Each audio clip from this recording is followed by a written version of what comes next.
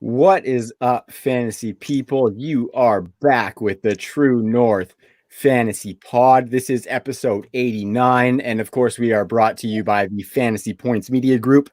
I'm Trav. I'm chilling, as always, in Dirty Laundry Studios. Co-hosting and West Coasting with me is the man, the myth, the legend, the True North Research Demon himself, Tyrell McLaughlin. What is poppin', brother? Living the dream as always.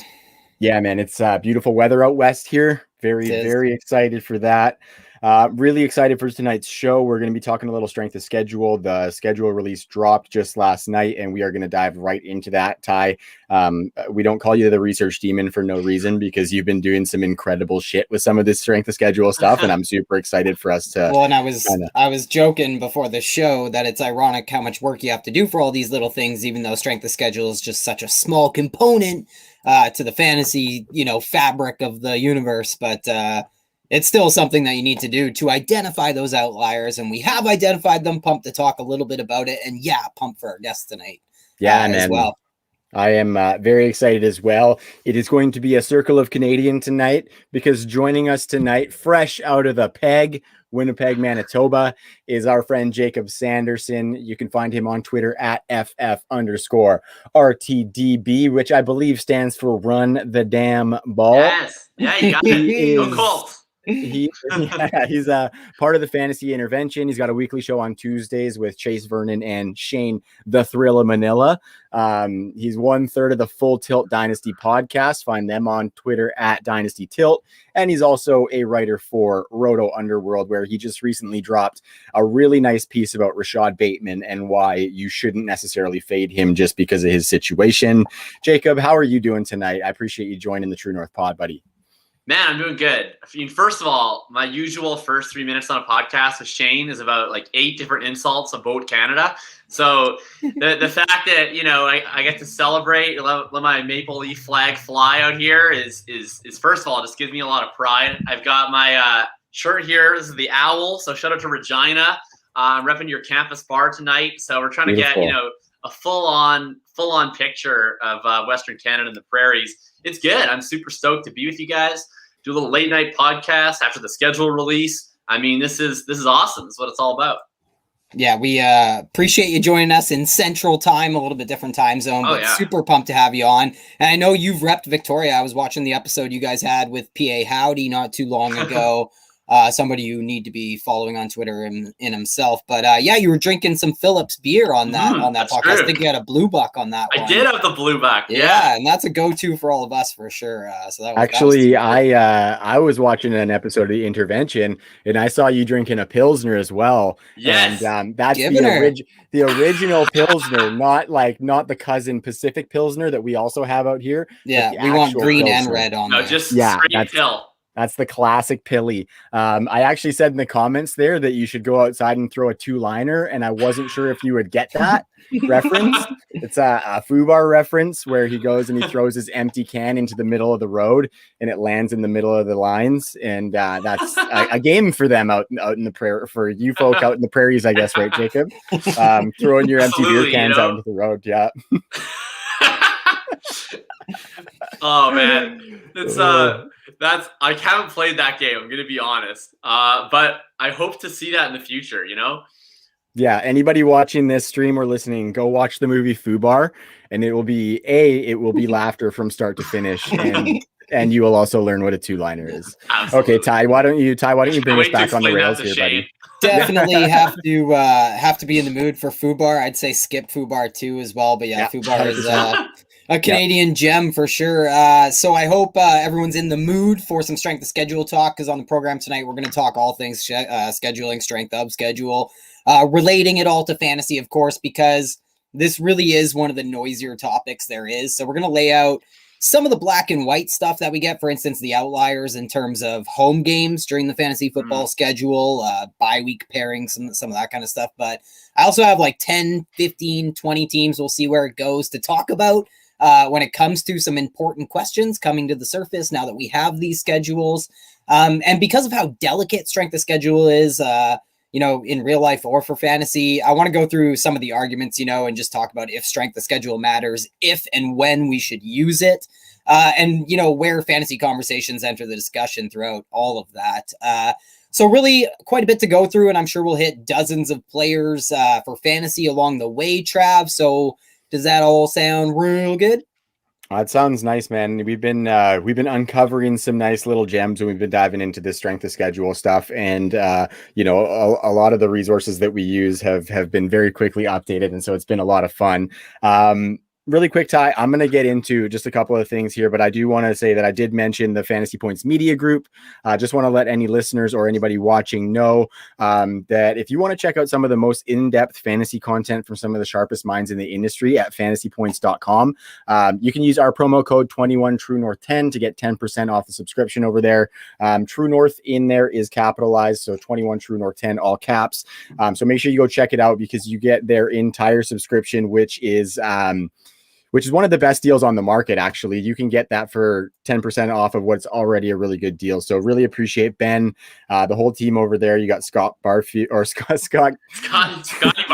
Scotty Barfield. Yeah. I'm getting the Two Bars podcast mixed up because both of them start with bar, but Scott Barrett, Graham Barfield, Wes Huber, John Hansen, Joe Dolan, all of the team over there is incredible. So thank you to them. And 21 True North 10 at fantasypoints.com.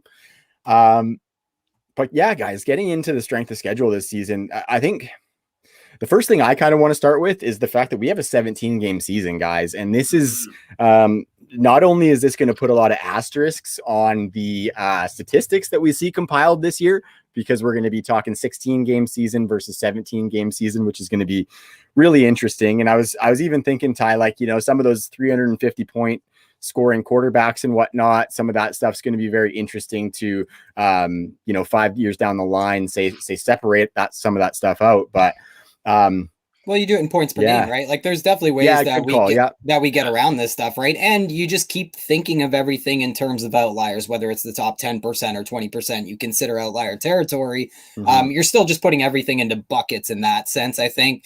And honestly, there's a lot of encouraging stuff that I think comes along with the 17-game schedule from a fantasy lens. I mean, it forced us to not be shitty, right? Like normally everyone's like, I don't know, man. Melvin Gordon, he was pretty fucking good last year. His RB14. It's like, no, he absolutely sucked. Like, use points per game. So you're using points per game anyways if you don't want to be horrible. So now it just forced us to not be horrible. I think it's a good thing. Yeah, man. I was actually just going to ask Jacob, are there any other strategies that you're adjusting at all, maybe with drafts or things that you plan on executing in season with that 17-game schedule that you might adjust, or do you think it might not be as much of a factor as that? Yeah, I mean, it won't be huge. I think like one thing, if you're a commissioner, like please God, put your playoffs back a week. All the commissions I've seen, it's sort of been the conversation. Do we keep it 14 to 16? Do we go 15 to 17? You have to go 15 to 17 because 4 teams are on bye week 14. Yeah, and that's a good point. And especially the Colts, the only team that matters is on bye week 14. So when I'm riding all my Carson Wentz, Jonathan Taylor, Paris Campbell, well, he'll be injured by then. But Wentz and Taylor, into the championships, and I got to sit on a bye week. Like, it's fine for me because I'll have earned a bye week anyways. But for other players, you need to be able to push it back to week 15. Yeah, that's a really good point because I think that's a great point just because you're hearing that's the conversation. Should we switch to a 2-week fantasy championship or should we switch to a 3-week playoff and keep everything customary? And honestly, I was sort of on the fence about it, if not on the side more that we should do a 4-week playoff with double championship weeks, just because I was worried about maybe teams resting, being more inclined to use load management or whatever, with sports science being all the buzz and stuff. So I thought maybe we could see that happen in, week 17 and 18. But I think with the 4 teams on bye in week 14, it's a really hard argument to argue against. Yeah, I think you got to have at least 3 playoff games because I've had 10-team leagues where it's a 2-week playoff and it's just like, are you playing in a 10-team league? Yeah, or a 2-week playoff. Okay, Ty, first off, you know what league I'm talking about. You know exactly what league I'm talking about. I've tried for years to get this thing to go to 12 teams. They're still playing standard, but it's guys that I've known. Do they have a kicker too? Yeah. Oh, there's kickers. Yeah. These are buddies. These are buddies that I've known forever. We've been doing this. You guys heard of a flex position yet? We got one. We got one. Nice. Yeah. It's not super. Yeah. So anyway, so that one has like a two-week playoff. And I think with more teams, you would want that extra week, especially just because you want more people to be involved in the fun and the anticipation of the playoffs. Right. And so I don't think you can go to 2 weeks. I don't like that in any format. I think 3 or bust. Maybe 4 in certain situations, but yeah, the week 14 bye is a big wrench in those plans. I think another thing that you said there, Ty, is you were talking about, some of these running backs, and I was thinking that as well, how I might be a little bit more inclined to get some of these high end backup running backs as depth. Yeah. Just because if we look at it, when say a guy goes down, or the running back 1 on a depth chart goes down in week 8, say, and that say Javonte Williams comes in for Melvin Gordon in week 8 or whatever it might be. Those just you're saying the Denver backups going in, so Melvin's going in. Okay. Yeah. But essentially, like if he goes in week 9 in 2021, you could get an extra game of production out of him in order to potentially be a league winner. I know that that's kind of minor, and it's definitely it'll probably be kind of rare situation. Well, not super rare situation. Well, I think what you're getting at, Trav, is maybe like just to distinguish from, because this is a strategy I wouldn't necessarily apply to best ball, for instance, because I don't want to be taking so many zeros or whatever. Having said that, I definitely want to mix these players in, but I think in your typical redraft league or your even your dynasty leagues, you want to, especially if you're a competitive team halfway through the year, that's when you start stockpiling these running backs. Yeah. Almost every bench spot on your roster should be these high variance handcuffs who could end up paying off in a big way. Yeah, I'll say one thing strategy wise. I mean, I don't want to overstate it because at the end of the day, it's one game, but I wouldn't do this in best ball just because it's, you never know if you're going to get the right handcuffs. But doing a 0 RB or a modified 0 RB approach gets a little bit more viable for 2 reasons. Yeah, one, you might see less true bell cow running backs. I mean, we're already seeing less true bell cow running backs. You might see even less, just with people trying to manage touches. And then the other thing is, one of the biggest struggles with any sort of 0 RB or modified 0 RB approach is you're probably getting off to a crappy start, right? Because your week 1, week 2 lineup is probably not going to be optimized. And so sometimes if you're digging that 0-2, 0-3 hole, it's really hard to climb out of that. But here, you're getting an extra week of window to be able to climb out of that record hole. You're also probably going to get more of those backup running backs that might be flex viable. Of course, not in Travis's 10-team league with 1 flex, but in people to play in sensible leagues, you can flex that in like your 3rd flex spot. And then, of course, you have more weeks for players to get injured, right? So if you're holding on to your Tony Pollards, your Darrell Hendersons, your A.J. Dillons, you might see a little bit more viability out of stacking those guys in the mid-rounds, doing sort of that bell cow or bust, since we're on the Fantasy Points media group. I'll shout out the bell cow or bust I love approach. I love it. And Scott would love that too. Those names that you threw out there were perfect. I had a little list of some names, and Henderson, Pollard, Dillon, all on there. Some other guys I got Tariq Cohen, Alex Madison, maybe even like a Rashad Penny or a Latavius Murray could be had pretty cheap and give you a little bit of production in the middle of the season to fill that 1 flex spot. And let me tell you that 10-team league drafts live at my house every year. And I will make sure that I have this episode on the big screen so I can show them just that the entire internet now knows that we need to change our shit up. Is Beasley in your league? Is you get to come in there, masks off and ready to rock? No comment. No Beasles for us. No catching the Beasles.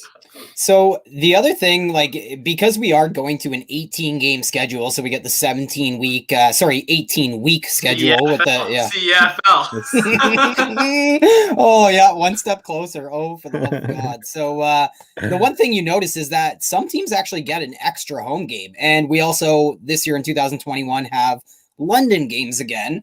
And obviously there's always the luck of the Irish with Goodell running things. So we see different teams playing a different number of games at home during the fantasy season. So, a couple things I'm looking at here is when I'm pointing these teams out, just teams play better at home, right? And another normality that we hope returns in 2021 with the fans back in the stadium. But with that said, I want to point out some of the outliers. We're going to cover like the majority of these teams, I think, but I want to get them out in the universe here. So 8 teams play 9 of their 15 games during the fantasy football season at home. Kansas City, Tennessee, JD and Jacob's Indianapolis Colts, the Los Angeles Chargers, New England Patriots, Pittsburgh Steelers, Cincinnati, and the Jets. So a lot of teams there actually getting an extra home game, if not 2 or 3 extra home games. Kansas City kind of stands out first and foremost because they also have a pretty good strength of schedule. The Chiefs actually have one of the best second half strength of schedules in football with very little travel. Jacob, can things like that give you the confidence to take a Patrick Mahomes 101 in a super flex, or maybe it's a nudge to take Tyreek or Travis Kelce in round 1, or even fantasize about a third-year breakout for Cole? No, certainly not Cole Hardman. Come on. No, it was so quick. That was good. No, he's horrible. However, and he's trust me, he's going to be just as bad at home as he is on the road. I have no concerns that he'll be affected in any way. But no, I mean, it certainly can't hurt, especially at a team, annoyingly, the only one that I think comes to mind from the names you listed is the Colts that plays indoors. So I sound like a big homer, but I think it helps, right? Especially if you're an indoor team and you're playing these extra home games. And you look at a team like the Colts that got 9 home games indoors at Lucas Oil. You get another game against the Texans. You're going to get, I believe it's another game in Arizona. That one might be at home. I can't remember. It's on Christmas, though. I know that. Ooh. Anyhow, it's just, so start looking at some of these teams. If you're playing excess home games, and especially if you're playing a lot of indoor games, those might be offenses that you might want to target a little bit more comfortably. It's not a huge thing, but especially for running backs, right? I think running backs more than receiving options. But if you're looking at a Jonathan Taylor or a Derrick Henry, which it's not like you're like, oh boy, Jonathan Taylor's playing on the road, I better sit his ass down. But if you're right on the fence, maybe between some of these guys, there's a lot of reasons to be wrong, and this is just one more. So it's certainly not a bad idea to look at, hey, this guy, he's going to be playing a lot of games at home. He's going to be playing a lot of games indoors. Going to have some favorable matchups. So, you can lean into it a little bit for sure. You got to grind that edge. Well, I think, and that's a really good way to put it. And I think you hit the nail on the head. It's just more for the running back positions on good teams. I think that's where it kind of comes into play. So you kind of nailed what I was thinking there. More or less, it's not even a tiebreaker inside a strength of schedule. It's just another data point pretty much. But yeah, I do care more about it for those good teams, just because they'll be able to enforce their will a little bit more, to quote the great Randy Couture.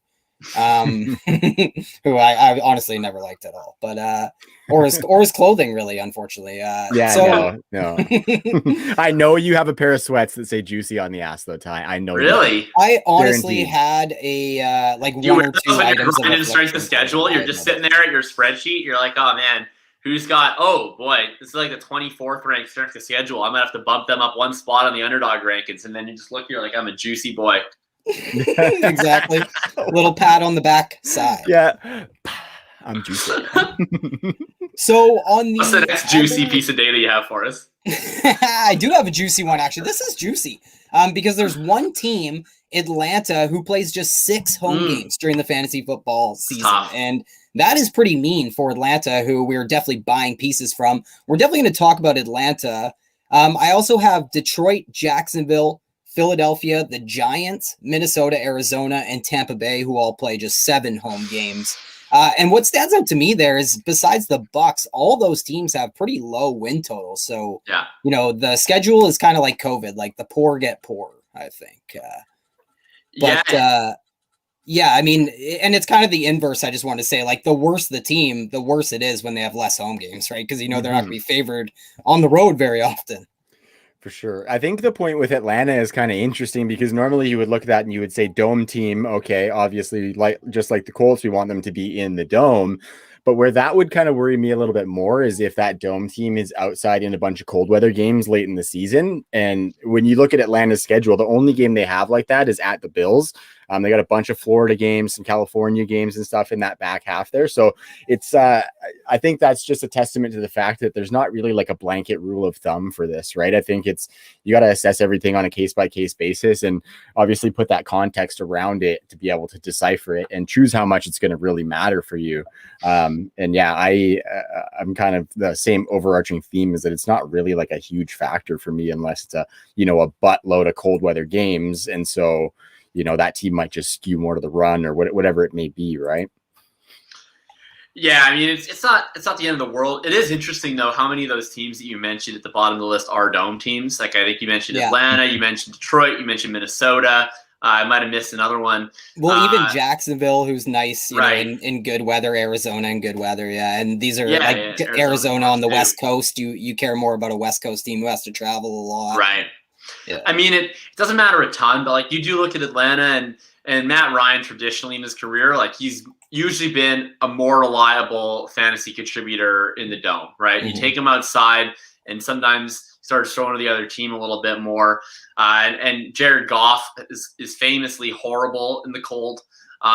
So you don't want Goff anywhere within Canadian type temperatures. That's usually a recipe for disaster. Not that he's all that great, in warm temperatures, but certainly, if you're playing in a super flex league, I guess Jared Goff is the guy that you could play.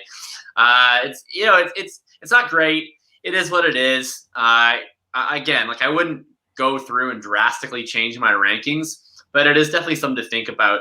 Or, realistically, like what I think in more, especially for redraft sake, I mean, in Dynasty, obviously, like you really shouldn't take into account all that much anyways, but especially from a redraft point of view, like it depends how active your league is, but I'm always a pretty active trader. And I find, a lot of people are looking at these things either cohesively for strength of schedule, or they're even prioritizing the end of season. And we'll talk about that a little bit later. I'm the opposite. Like, to me, I want to just, who's got like a great first 3-4 weeks in redraft? And then I'm just going to get them. I'm going to play them. I'm going to take the points. I'm going to trade their ass. Yeah. Like, to me, that's more of the pressing concern. And so, I don't know specifically what these teams will get into those trends, but I think especially if a lot of people are looking holistically, even if I remember last year, for instance, people freaked out about Josh Allen. They're like, he's going to be useless for you in the fantasy playoffs. They're playing Pittsburgh and they're playing New England and they're playing, I mean, obviously, first of all, you lit those teams up anyway, right? I mean, they crushed New England. And then the big thing is his opening season schedule was total cake, right? So I think that's sometimes more important than even looking at it holistically is who's going to get me those first few weeks really hot, especially at running back, right? Where you can, look at some of these questionable RB2s, and if you can sort of then end up flipping them for whoever gets off to a slow start or sprains an ankle or whatever, that can be a nice advantage. I think that's a pretty perfect bow on there. I want to move into bye weeks just because I want to get some of these out. So the pairings here, the first buys you're going to see is week 6. You have the Saints, the 49ers, the Falcons, and the Jets. I wonder who the quarterback for the Saints is. Like, say it's Jameis. What if he kind of really struggles and they're turning the ball over a lot early on? Like, I wonder if what do you think? Do you think Jameis could be at risk of, getting pulled in week 6 when the Saints come out of their bye week, or even vice versa with Taysom Hill? I mean, that depends on whether we're talking about a dynasty team where I have Taysom or Jameis. Right. So if I have Taysom, then I think absolutely he's going to struggle. If I have Jameis, then no, it's going to run him to the moon. No, I have no freaking clue what's going to happen with the Saints quarterback situation. As far as I'm concerned, it could be Jameis week 1. It could be Taysom week 1. It could be both. It's. I think we're going to see some weird hinky shit, to be totally honest, especially early in the year. Right. I wouldn't be surprised if this quarterback competition lingers into week 1, to be totally honest, where we're seeing, Jameis be the starter, but Taysom's getting some stretches and some weird stuff's going on. I mean, I don't know. I think the bye week is interesting for sure in New Orleans. They might have a chance to reevaluate things, to change up how their offense is going to be. San Francisco is probably the most interesting one, right? Like, I think all expectations are Jimmy Garoppolo starts the season, and it'll be a weird situation because San Francisco, whoever they start at quarterback, I expect to be pretty good.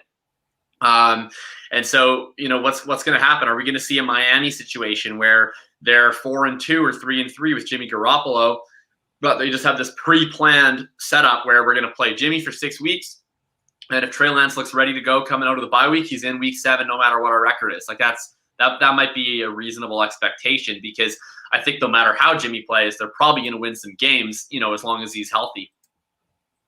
Absolutely. Yeah, and if you look at that schedule before the bye for the Niners, they start out with Detroit and then Philly, beatable teams. The next 3 games are Green Bay, Seattle, and Arizona, which is pretty tough sledding for Jimmy G. But depends on who's playing quarterback in Green Bay. Yeah, and cornerback for San Francisco. I think we'll get to some of that too for sure. And then coming out of the bye, they have your Colts, which is another really tough. That's really tough sledding to toss the rookie in. But I think the unique piece about San Francisco is that their system can insulate that quarterback regardless of the team that they're playing against. I want to touch back on. Wait, sorry, just want to note: is that off the bye, the Colts game? That's the first game off the bye. Yeah, that's week 7 for the Niners. That's Sunday Night Football too. It is nice. Yep. That is a foregone conclusion. There's no chance they would make Trey Lance's first start on Sunday Night Football. Is there? That's on prime time. See, I think he starts day 1. Like you mentioned, those 2 easy games for San Francisco out of the gate. I don't see any reason why you wouldn't start Trey Lance right out of the gate, just because he does add a different element to the offense that Jimmy Garoppolo was. He just failed to add that last year, that vertical element to the passing game off play action even. So I think Trey Lance can add that right away, and if they're confident enough to trade the assets they did to put their confidence behind someone like Trey Lance that they did, they should be confident enough to start him day 1, I think. Totally. And then just to touch back on New Orleans, Ty, I know we're taking a while on just that week 6 bye. Is New Orleans situation is a little bit different because they start with Green Bay in week 1, but then they have Carolina, New England, the Giants, and Washington, who are all beatable for the New Orleans Saints, who are a really good team regardless of what quarterback plays for them. So I think that's a situation where the starting quarterback could get a stranglehold in those first 5 games. After the bye, they come out against the Seahawks and the Bucs, which are both tough teams. So I think that's going to be really, really interesting to see if that guy's playing well and winning games, much like Taysom was last year. But I've said it before, he was only pulled because he had a Hall of Famer returning from injury. Otherwise, Taysom was going to play for them in the playoffs, I think. And I wonder if, like you guys are both right here. Like, I think Jacob was onto something where we're definitely going to see a lot of tomfoolery when it comes to Taysom Hill and Jameis. But if that doesn't go swimmingly, as Sean Payton thinks everything will, come that week 6 bye week, maybe they're like, you know what, we need to let Jameis play every down. We need to let him try and get in a groove because this isn't working. So I think that would be my takeaway. Because I don't think we see like a straight up quarterback change in week 6. I think Sean Payton would be too arrogant to admit he made a mistake anyway. So I think we can all agree on that. So week 7, let's just hope it's Winston. Let's just hope it's Jameis. Yeah, look, I don't ever root for injury, but we all know there's going to be injuries. So if one was going to happen to my guy Taysom Hill, I love it. He's got we all know there's going to be some. So they need that cap relief. That's all right because I think like all of our lives would just be so much better if Taysom Hill gets the fuck out of them, to be honest with you. Agreed.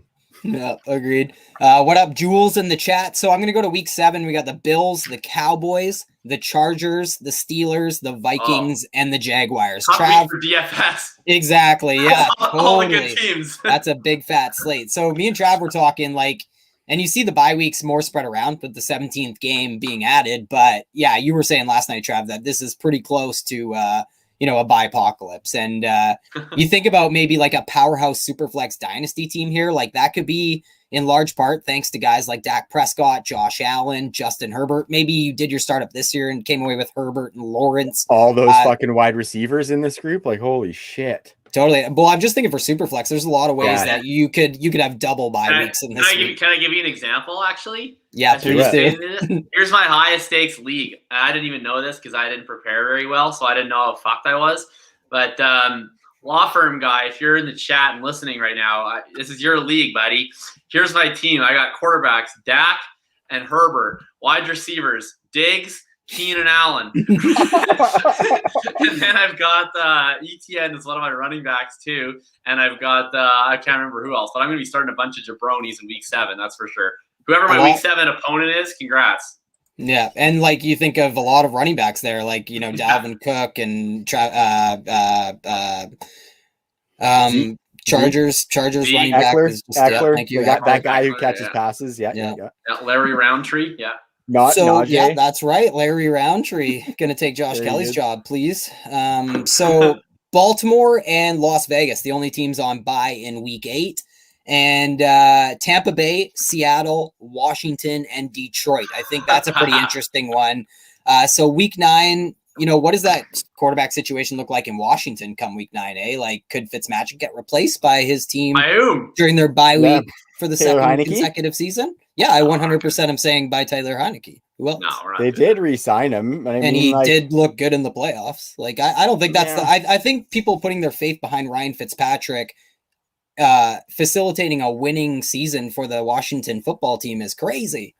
Like, I don't think if he's their starting quarterback all season, they're above 500. I'll put it that way. Yeah, probably not. That would have to be on the back of their defense, I think, if they're going to be doing that. Yeah. But I mean, I don't think Taylor Heineke really does anything to bring them a level above what Ryan Fitzpatrick does. Aside from the guy is mobile, I'll give him that. So I think they might be in a position where they want to try something. Yeah, I just think they might be in a position where Fitzpatrick has been so bad leading up to that point that they're going to need to do something. But I guess people love Washington this year, just not Vegas, for the record. Like, Vegas really does not like them this year. They like Dallas. Well, I know, and I'm hammering Washington. Yeah. I would hammer Washington. I think they're going to win the division. I totally believe in. We got someone calling him Fitztragic. I don't know if there's any place for that kind of language, but that's pretty rude. Weird flex, but no, I think Ryan Fitzpatrick. I mean, look who are what did they finish last year? 7-9, right? 7-9. So, I mean, and they started playing better towards the end of the year, which makes sense. They're a young team, and Chase Young was out early in the year, and I mean, who'd they have quarterback last year? It started off with Haskins, who's the worst. Yeah, and then then it was Kyle Allen, who's the worst. And then Heineke, and then it was Alex Smith, who's not very good. And then it was we respect Alex Smith. Then it was Taylor Heineken. So I think like Fitzmagic, I don't know. Like, I don't think he has to be that great, really. Like, I think he can be average. That's what I'm saying. He was pretty good for Miami, but no. See, that's the thing. Like, Fitzmagic for most of his career has been in these spots where he's on these dog teams and he's a compiler. And that's the question, right? Can he be? And it's kind of a similar thing to Jameis, because we both remember them with the Bucs when they're slinging it all over the lot. But, I mean, this is going to be a unique opportunity for him. I mean, this is by far the best defense that he's ever played with. And it's the first time in a while for him where he's coming into a team and he doesn't have to look over his shoulder. Like, he is the starter. They didn't draft anybody. And this is his team in 2021 where, they can say with no concerns, if you play well, it's your job, for the rest of the year. And presumably it might be his job after the year, because if he plays really well, they'll have a really late pick. So I think it's going to embolden him. I think he won't be pressing as much. I'll tell you what, you can get 200-1 odds, Ryan Fitzmagic to win MVP, and I put a little $5 on that. Honestly, everything I said could be totally wrong if Tua Tagovailoa didn't exist, right? Like, he was in this similar position last year. It seems like they just kind of fucked him, you know what I mean? Like, he was clearly an above 500 team for a Miami team who was really on the rise, really putting that defense, on display for us. And it's a shame that he didn't get to see that through.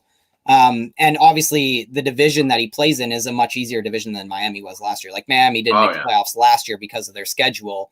But I would argue that Washington is one of those teams in the outlier territory where they go from a very easy strength of schedule last year to a division winner strength of schedule this year. So it's tough that they end up in that situation. But I think it's an argument we'll argue about a lot. And I'll always love playing both sides of the Ryan Fitzpatrick debate, because I do agree with kind of both sides of it. Well, then you'll be 50% wrong. Yeah, exactly. Fantasy football 101. So week 10, we have the Bengals, Giants, the Bears, and Houston. Houston's kind of interesting. Like, any chance we see David Sills, who was their first pick in the NFL draft? David Mills? David Sills is the wide receiver for West Virginia. Not the wide receiver. I liked him, by the way. Yeah, clearly. But yeah, they, Houston has arguably the worst strength of schedule in all of football. They play 12 games against teams with win totals of 9 or higher, which is almost unheard of. That's so funny. Yeah, it's just so unfair. And, so I really think it's either Tyrod and Driscoll, or is it Ryan Finley? Like, Driscoll or Finley, one of those two. The answer is who gives a fuck? Exactly. So, that's what I'm saying, though, is Brandon Cooks a complete avoid? Is David Johnson in the 10th round even an avoid? Like, David what are we doing with these guys? Yeah. David Johnson's an avoid because yeah. he's like washed as hell. He's been washed for many years. Not sure he's ever been a good runner of the football whatsoever. No, anyways, right? Like yes. even at his absolute best, he was an average runner who was a fantastic pass catcher and he was explosive in space. You know, and it worked really well in a really good Arizona offense that featured him that way. He's never been a good between the tackles type of running back. He was pretty awful in that role, you know, in that weird Steve Wilkes season that we all forgot happened in Arizona. And then, I mean, last year he was like really bad until all the receivers died. And then they threw it to him like 10 times a game for 2 games in the fantasy playoffs. And then he won people championships and people started feeling warm and fuzzy about him again. But there's no good reason to. Honestly, like I'd way rather take Philip Lindsay in like round 15 than take David Johnson.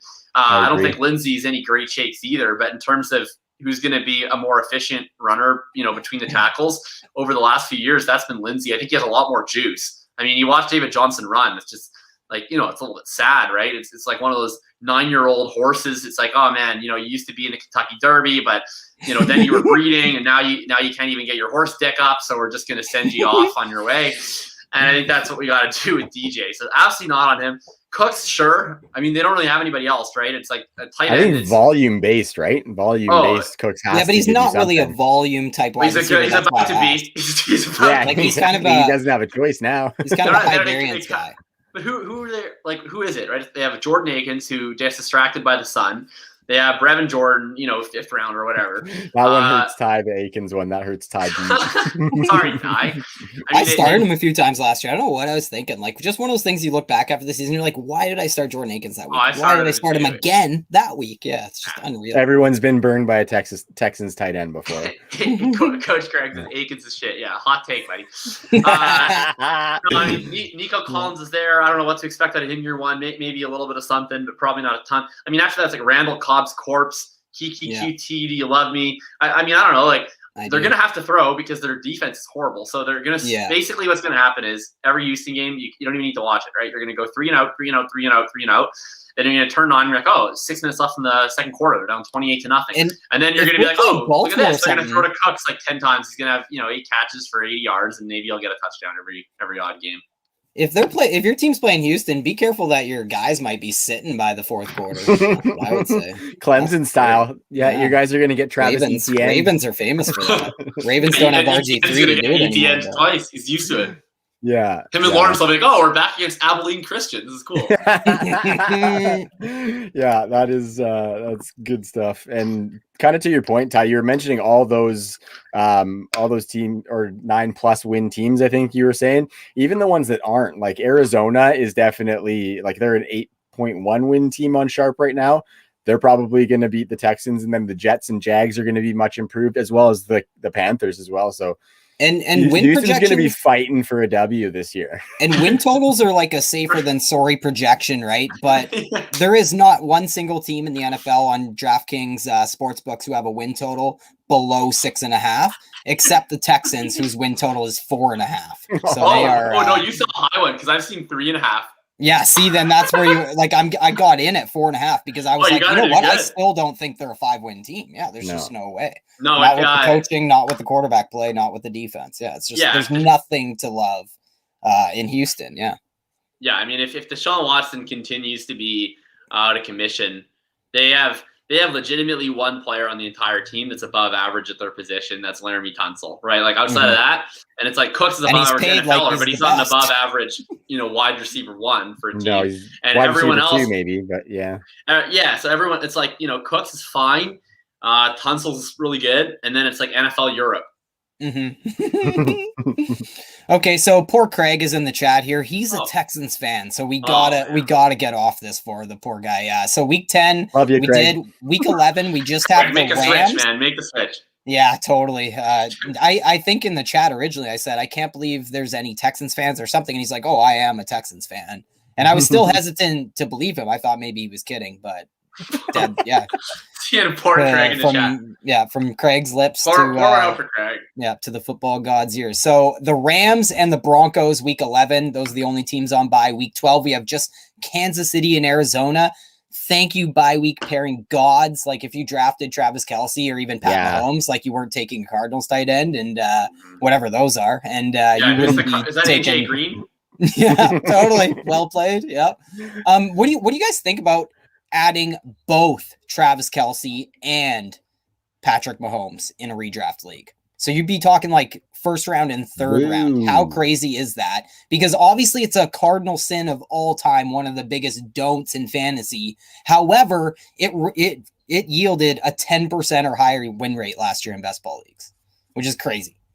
I think you're going to be stacking those backup running backs because you're going to be missing out on having strong RB1s at the top of your roster. Your RB, it's viable. Yeah, exactly. So, those, those.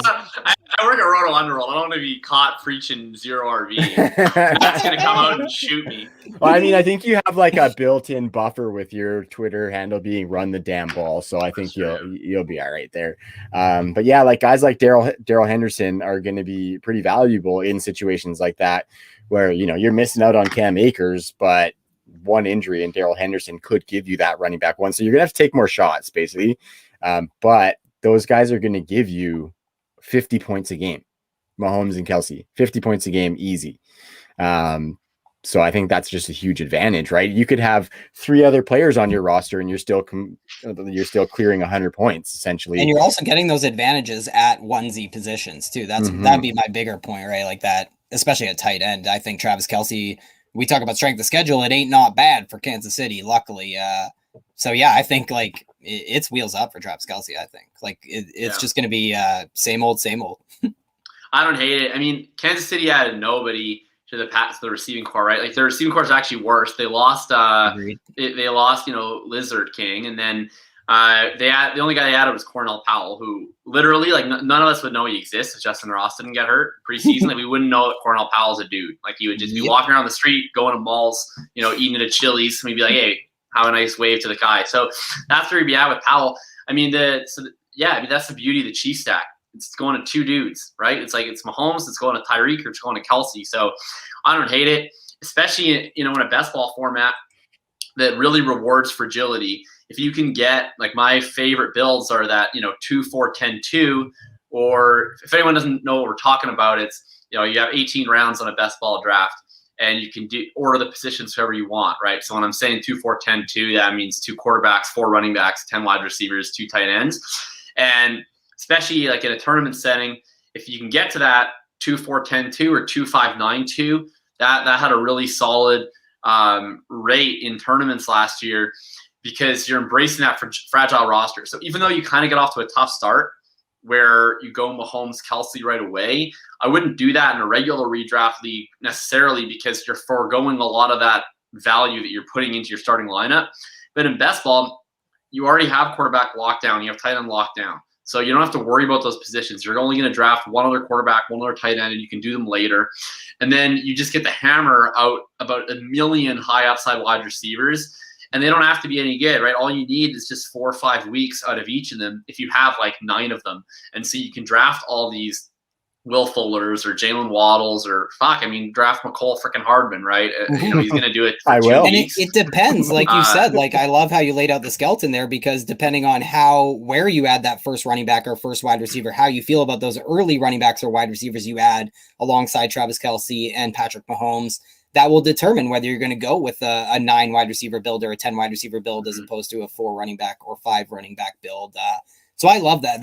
I totally love that. And you're right. Those roster construction that you laid out, those have really phenomenal hit rates. And sometimes they're a little bit more abstract than some of the ones that you'll read in your how-to best ball articles for sure.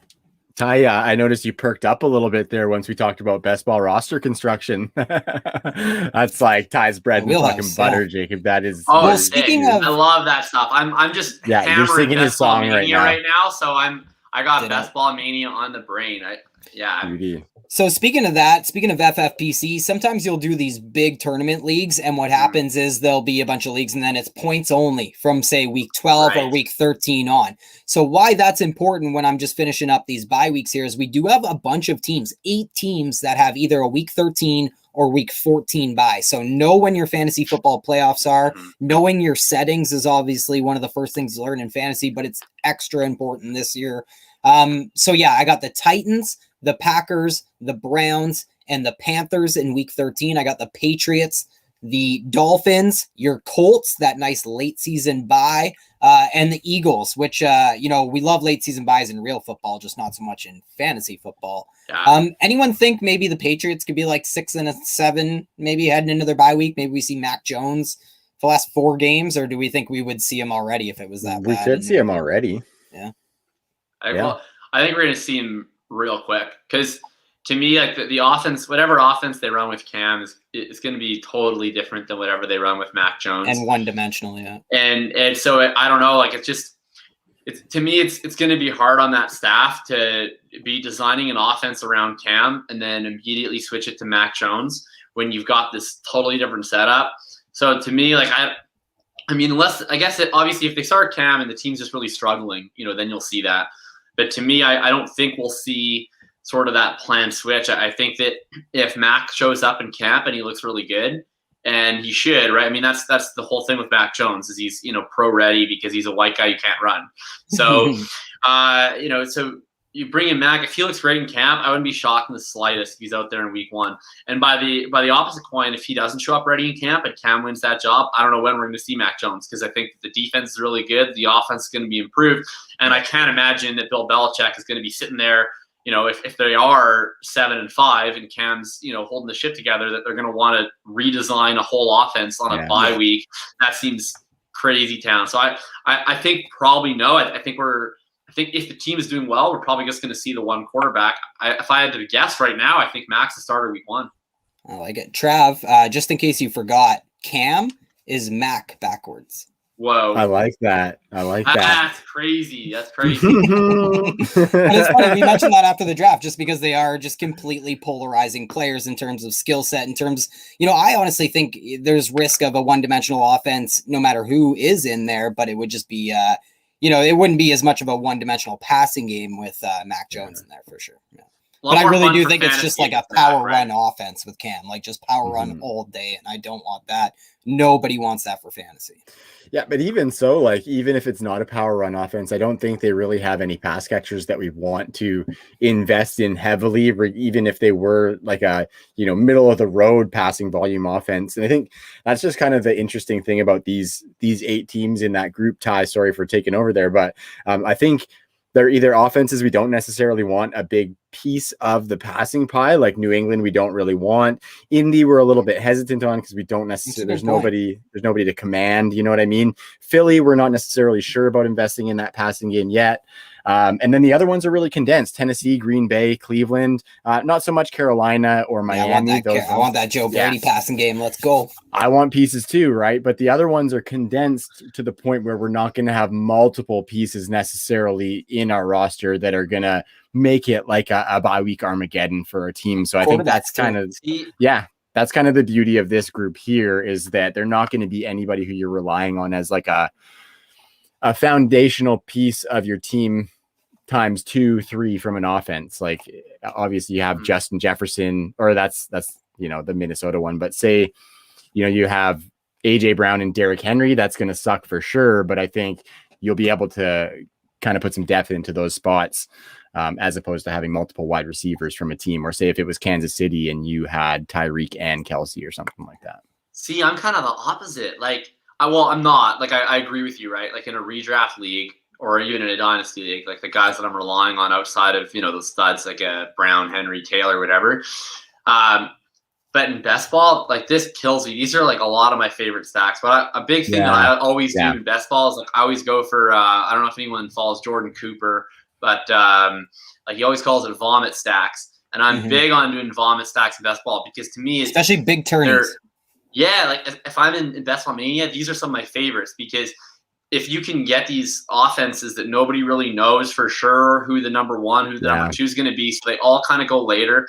And then especially if you have quarterback that's going later, but you can at least see like a vision for upside, it's just a simpler bet, right? Because what you're getting is you can quad stack it because they're all available. You'll be able to get the stack because you don't actually have to reach all that hard. Like so many people are like, man, my strategy for best ball this year is going to stack Dallas. And it's like, yeah, well, you and everybody fucking else, right? Yeah, it's like, you need that and what are you gonna, fourth and guaranteed. it's like, how are you going to depend on that? Like, how are you going to walk the draft? It's like, okay, you're going to get Cooper in the third, and you're going to get, maybe you take Lamb in the fourth instead, and then you're going to have to reach for Dak in the fifth, and you hope you get Gallup. Like, and they all have to maybe Jarwin, fall whatever. But like stacks that I'm into that I can predict, like I'm happy to do the Dolphins one, because that's one where at least we can see a best case scenario, right? It's like you just ask yourself, what if Tua takes a big second year leap? And if it doesn't happen, it doesn't happen. Whatever. It's a big best ball tournament. But you just say, what if? It's certainly possible. And if it is possible, you got Will Fuller, who's a great best ball target always. Jalen Waddle profiles like a great best ball target, and you can add in a Gesicki, and you've quad stacked it. Similar thing in Philadelphia. And you've used no top 5 round picks of your draft. Exactly. Yeah. So we did this with the Ravens a couple years ago. Would be the best example, where you could literally draft Lamar, come back and draft Andrews, and then draft Hollywood. Hollywood didn't blow up or anything, but you caught those Andrews Lamar stacks in the late rounds that were literally league winning decisions. Yeah. My best teams last year in best balls where I bet on 2 teams above all else. I did a ton of Carolina stacks, which didn't totally work out, and I did a ton of Titan stacks, and those ones were awesome. Yeah. And it's sort of, you can, like, I had tons of teams. I loved AJ Brown, and then so I would take him, and then I'd really prioritize. I'm going to get Tannehill, I'm going to get Davis, I'm going to get Johnny. Johnny didn't do a whole lot, but Tannehill was great. Davis, he was almost free last year, was fantastic. So this year, like this sucks for me, because Dolphins were one of my favorites, and Philly was one of my favorites, and so is Indy too.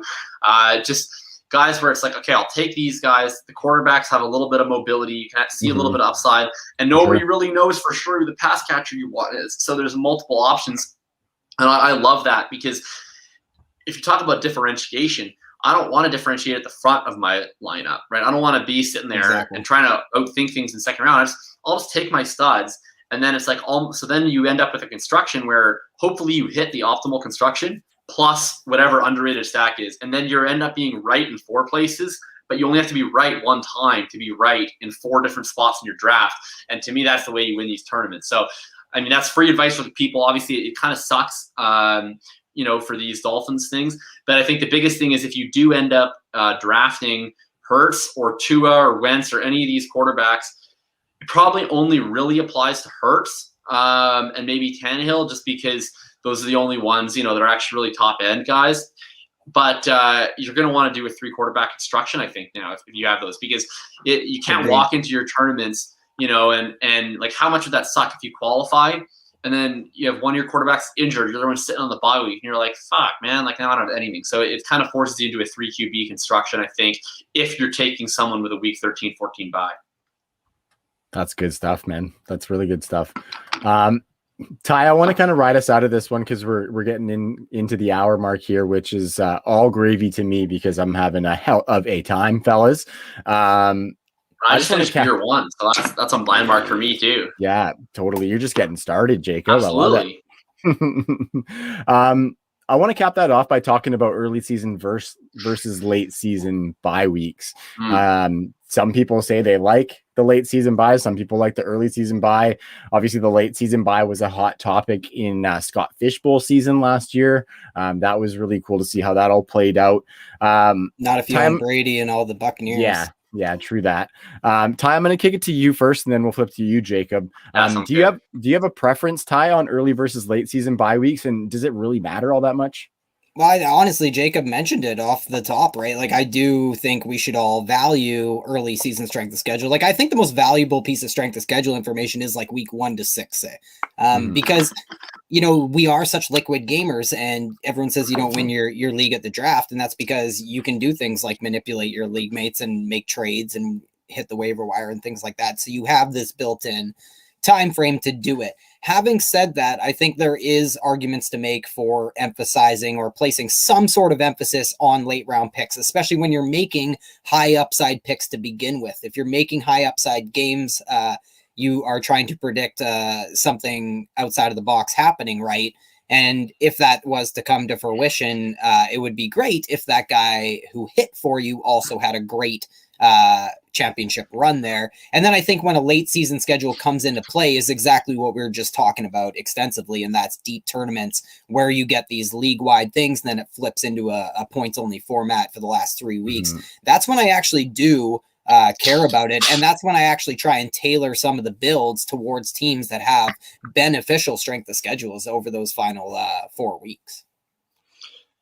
Yeah, I like that, Ty. How about you, Jacob? Do you have a preference on having guys with the early season bye, or do you prefer having a late season bye and riding those studs into the playoffs? No, big time early season bye for me. Nice. Like you mentioned, we talked about a ton with the tournaments. I don't need to beat that horse, or beat David Johnson. No, for me, I mean, one of the big things I always look to do in redraft leagues with trades is I want everybody with the early buy, so I get that shit out of the way, and then I can go to other teams that are struggling and say, hey, man, you're 3-4. Tyreek Hill's got a bye this week. You really want to, take this L this week? I'll give you my guy, is maybe 90% as good, but he just finished his bye, and I just want to keep trading these buys. So I want to just eat bye weeks. I want to have my buys out of the way. Then I want to trade for your guys who have buys. Then I want to trade those guys for people who have later buys, because I don't give a shit. I'm going to win anyways because I'm going to have a better team than you. So to me, exactly. Eating them W's, famous, right? And so I want to just be eating those bye weeks, as many of them as I can, because I already know I'm going to make the playoffs. So it doesn't matter to me. I want them early. I want them out of the way. And then I want, the late bye weeks to come and welcome my roster later. Smoking some W's, hey, Ty?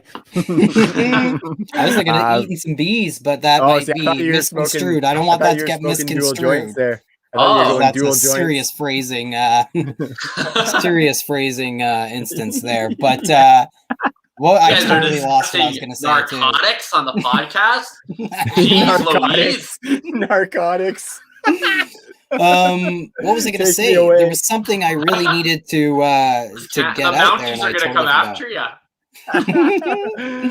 Ty, we were talking about early season versus late season bye weeks, right. And I'll just add to the early season that I prefer that as well, because outside of the context of trades, I think your team is a lot fresher in order to fill those bye weeks, right? So the depth that you get ideally has health. It's interesting because most of the bye weeks are starting in week 6, where we saw them starting in week 4 last year. So that is a little bit of a wrinkle where it's not as early season. So attrition could come into play a little bit more so for the earlier season buys. Ty's talking jazz cabbage. Everyone is. It was a triple jinx in the chat. Wow. That's actually, it's because it goes to all 3 platforms. And because I'm really letting that one get some legs, so to speak. Yeah, it's I call it the devil's lettuce as well. Yeah. And that's what Nate's got in the chat there. But yeah, just so say if you go heavy running back, right? Say if you draft 3 strong running backs in your first 6 rounds or whatever, and then one of those guys goes down in week 3, you can slot that running back 3 who is still really strong into your running back 2 slot. And then you can use some of that depth that is still healthy to fill in that flex spot to kind of replace that value, or at least some of that value from the running back that you lost via injury. So that's kind of part of why I like the early season buys, just much like Jacob said, though, just get them the fuck out of the way and then let's play the rest of the season out, Right. And the other thing for early season buys, just for projections and stuff, you do need them for things like a Trey Lance in week 6, just knowing that that's probably his floor for when we're going to see him. So you probably project them for both the 10 games and 7 or whatever. So things like that are why it's kind of useful for players acclimating and things like that. Totally. Before we keep it rolling here, Ty, I do want to give one more shout out to our sponsor, Monkey Knife Fight. They are the official DFS platform of True North Fantasy Football. And while it is not football season right now, they are still humming over at Monkey Knife Fight.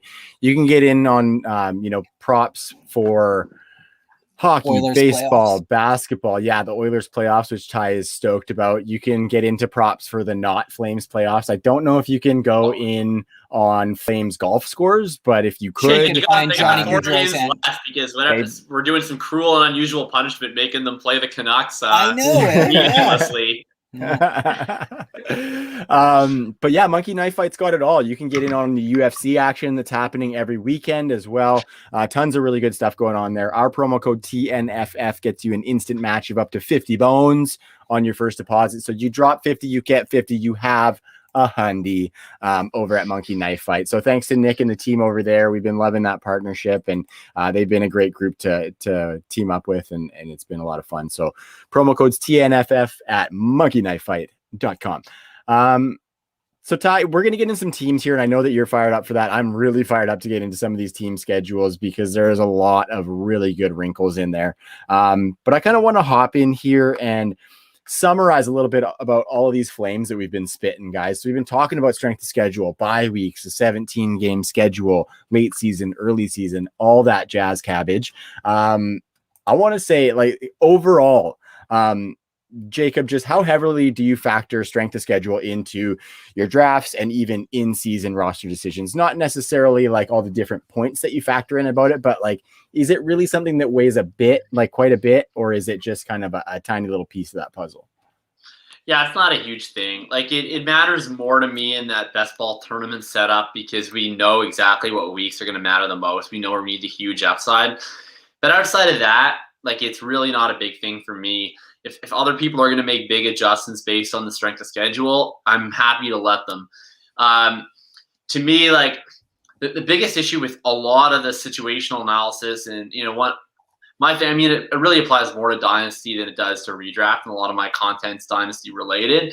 Is always, you know, I have the saying, my bio, talent always wins, because I'm not a big fan of where we really put that situational analysis first, because the issue is we're not actually very good at predicting these things. Right? Like to me, especially defense, it's the work of Football Outsiders that have done this, and Josh Hermsmeyer as well, that the correlation between DVOA, which is, you know, a top defensive efficiency metric year to year, it's 0.09. Like it's not very high. Yeah. So should we expect the best defenses last year to be the best defense this year? Sure. You know, should we be looking at these defenses and trying to figure out, looking at the rosters, you know, who's going to be the best? Sure, that helps, but there's going to be tons of injuries on the defensive side of the ball. There's going to be regression. There's going to be coaching changes, scheme changes, guys that progress and regress. So, you know, a lot of the times there's teams that we look at in preseason, oh, that's a mouth-watering matchup. Turns out they're middle of the pack. Oh, that's a bad defense. What if they're a really good defense? What if they start the season? I mean, I remember it was the Saints a few years ago. They started the season like they were the worst defense in the entire NFL. By the end of the season, they were a top 10 unit. Yeah. So these things can even change in season. So I don't ever want to be in a spot where I'm banking on the strength of schedule as a reason for making a decision. And then it turns out that wasn't even the reason in the first place. And beyond that, it's not like teams can't transcend that strength of schedule anyways, especially if you're a good offense. There's so many things that go into a fantasy-friendly environment. I don't mind a good offense playing another good offense that happens to have a solid defense, because they're still going to have to score to keep up. A good offense is going to overcome that. So I think it's useful in spots, but I wouldn't put that at the forefront of that analysis. That being said, we're doing a 2-hour podcast about it, so it's the most important thing on earth for sure. My man, fuck, you are sliding in as a guest on the True North pod very nicely tonight, my friend, I must add. Yeah, Ty, like how are you using strength of schedule in your analysis and your your team building? Maybe not so much on the best ball side, because I know it definitely is highlighted there, but say from a dynasty perspective or like a redraft perspective. Yeah, I mean, Jacob said everything we needed to say, right? Like, it really doesn't matter. If you wanted a black and white answer, does strength and schedule matter? Yes or no, sir? Answer the question, yes or no. You'd say no, right? But having said that, it's an exercise that's not unlike a lot of things we do in fantasy. We want to identify the outliers and apply the context of them being an outlier in this facet of this and roll with it, right? Because there is ways to embrace strength of schedule for sure. But it's again, another tool that's probably more important during the season. Just goes back to the defensive discussion, right? Like, it is so historically the worst play. We mentioned adding quarterback and tight end early. No, the worst play is drafting the number one defense from the year before. That is the worst play historically. Right.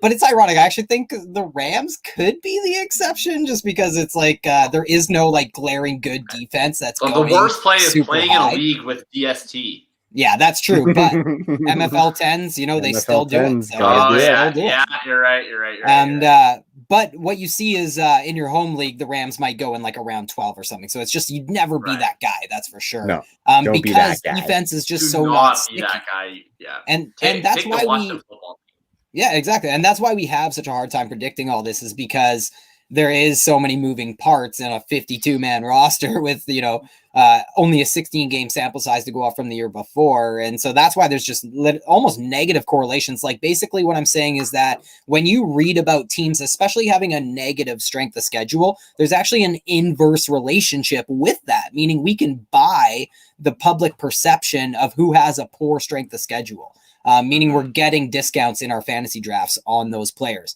And another thing that we really, really need to hammer home for the strength of schedule episode is how people calculate it. So the one thing you just want to completely ignore is when people are using last year's data, specifically last year's win totals, to predict this year's strength of schedule. It's just ridiculous. You don't want to use a Jaguars 1-win team to predict how they're going to be this year. It just makes no sense. Yet you still see big outlets doing this. So it's just crazy. And I pointed out to you, Trav, that the Eagles were one of those teams this year who, easily have the best strength of schedule per last year's win totals, but when you calculate it properly, it's more middle of the road, and it all of a sudden doesn't even factor into a conversation when it comes to the Eagles, especially when you add in the lack of home games and the late season bye and all that in playoffs. So it's a really noisy topic, and really, we're just trying to identify those outliers of outliers, right? And just put it into a little bit better context than what you'll hear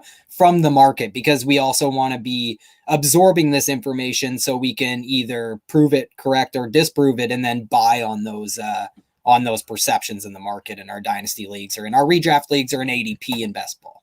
Yeah, absolutely, Ty. And just to throw it out there for any listeners, I know the main resource that you stand by for strength of schedule and that you showed me a while ago and that I stand by as well is sharpfootballstats.com. Checking it out. Like it is incredible. You can filter it by where their opponent ranks in passing defensive efficiency, explosive passing defense efficiency. Like, it is insane what you can do on the Sharp strength of schedule stuff. So we love that, as well as our friends over at fantasypoints.com do put some strength of schedule stuff out as we approach the season. And now Scott Barrett put out a tweet today about quarterback strength of schedules, and he had them all listed on who's got the easier and the harder schedules. Scott Barrett's done some of the best player strength of schedule breakdowns, even going back to his PFF days for sure. But I just wanted to say that Sharp Football is the guy you should steal off, because it's the guy Las Vegas is stealing off for their sports books. Yeah. And he's got one of the best mustaches in the game. Oh, yeah. Easily. Ty, what are you talking about? That duster is fucking beautiful. It looks fake, I'll say that. Yeah, but that's the beauty of it, right? Because he's like a young. It looks real. Until I can try and pull it off him. That's not. He's like a young, baby. Like cleanish looking dude. You know what I mean? Man, baby. Like, he doesn't have like that weathered mustache skin. Like, he looks like he should have a baby face, but he's just got this big fucking caterpillar, and it's beautiful. It'd be like if you grew a mustache, Ty. If you grew a mustache, it would be fucking incredible. And Jacob and I would probably grow beautiful blonde bastards, is what we would grow. Sure. You know how great it is to do podcasting when you have blonde facial hair? You can get away with not shaving so easily. Totally. Because I'll look in the mirror and I'll be like, oh man, I look a little dusty today. And then I'll look in the camera. It's like, you wouldn't fucking know a thing. So for me, my issue is that my stash comes in way harder. So it looks like I'm shaved on the sides, but I have. You look like Warren Sharp. Which, well, you know who I actually think I kind of look like? I think I kind of look like Officer Jim Dangle from Reno 911 when I have the stash. Nice. Yeah. Always wanted to do him for Halloween. Because I think I would rock it. But I digress. Should we get off the peach fuzz here? Let's stop talking about blonde facial pubic hairs. And Ty, why don't you get us into some of these 2021 best strength of schedule teams that we're looking at? So the 49ers is one that just really stands out, because every team's opponent's average is at least 8 wins when it comes to Vegas DraftKings sportsbooks, except the 49ers, who their opponents average a win total of 7.7. So just by far and away, statistically the best strength of schedule. And even like that doesn't factor in the Green Bay Packers, who, by the way, are completely off the board right now until Aaron Rodgers makes up his mind. Right. They don't even have a win total on sportsbooks, but you could give them the best win total in football, and the 49ers would still have a schedule against an average set of opponents who are projected to be below 500. And it's because they play Jacksonville, Philadelphia, Cincy, Detroit, and Houston. So all these teams are 6.5 win total teams or lower. And that's the most in football by far. So they also get games against Chicago, Atlanta. So this is a really nice strength of schedule. So the 49ers do have that early bye week, and we kind of touched on it. Like, it feels like the floor is that week 7 that we'll see Trey Lance. But we didn't really talk about, Jacob. Are you upgrading or downgrading the weapons with Trey Lance in over Jimmy Garoppolo? Man, I'm not like caring a whole ton, to be honest with you. I think like I'm upgrading by proxy because it feels like everyone else is downgrading. I'll say this: I'm downgrading Debo because Jimmy Garoppolo can't really throw, so he just sort of checks it down. I mean, Debo had, what was it last year? This crazy stat where he was averaging something like 8 yards per target, but he had negative air yards. Yeah. So he was basically, he was pretty much a running back. I would downgrade him when it goes to Trey Lance because I think with Lance, right? I mean, we've always seen this with mobile quarterbacks. Their check down is their legs. So they're going to be running around the pocket. They're going to be looking downfield. If there's nothing open downfield, they're just going to take off and run. They can do what Debo can do on the ground. So I would downgrade him. They don't throw to running backs anyways, so I wouldn't really worry too much about that. Ayuk and Kittle, I think it's kind of a net neutral. I think that Lance is going to be more willing to push the ball down the field than Jimmy Garoppolo is. That's going to benefit them, but you're going to see less pass attempts overall. I also think you're going to just see a massive downgrade in pass attempts no matter who starts because their defense last year was completely eroded. So, Nick Mullins, when he was there, he was also horrible. So they'd start all these games, behind because Nick Mullins would be out there throwing picks, and then their defense would be not very good, and they just have to throw a lot to come back. And Ayuk is just, ratcheting up targets.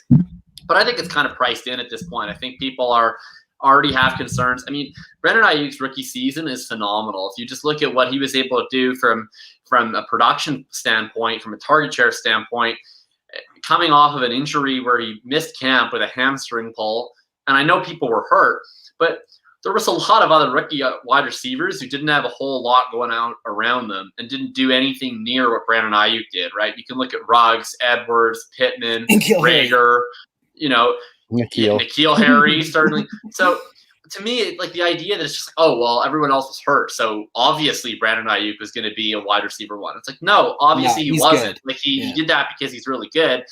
I think he's like a mid wide receiver 2 this year, maybe low end. I think Kittle obviously is still a top tight end, but I'd probably put him 3rd for 2021. And Debo, I think, is going to be more that flex weapon because I haven't seen enough out of Debo yet to see that he's going to be that complete wide receiver. I think if he's going to be that close to the line of scrimmage guy, it's going to be tough. The good thing in their favor is that team does not throw to running backs at all. They throw to really low rate running backs, and they're not going to throw to anyone else because I couldn't even name their 3rd wide receiver. Can anybody name their 3rd wide receiver? Well, I think it was like Richie James or like. I think it was Jerick McKinnon last year because they didn't throw to the running back a lot by any means, but relative to how they have been in the past, he got mid 40s in targets. I'm telling you, the 49ers. In terms of like WR3, is it Richie James? Yeah. Probably. It's going to be Richie James with like Kevin Bourne and those guys going out. Right, yeah. So it doesn't exist. But I would say they did throw to the running backs. It's just that it went to like 4 different ones, like Coleman, if you include Kyle Juszczyk in that conversation. Yeah, that's true. Yeah, but I think those are targets that could easily go to Ayuk and Debo, if not like just be incorporated into rush attempts anyways. Like, I think this offense is just going to be really solid. And I agree with the point you're trying to make, that this is going to be a relatively condensed offense, no matter who's at quarterback. And it's going to be a relatively successful job for, whoever's at quarterback is going to be put in a pretty good, position to succeed.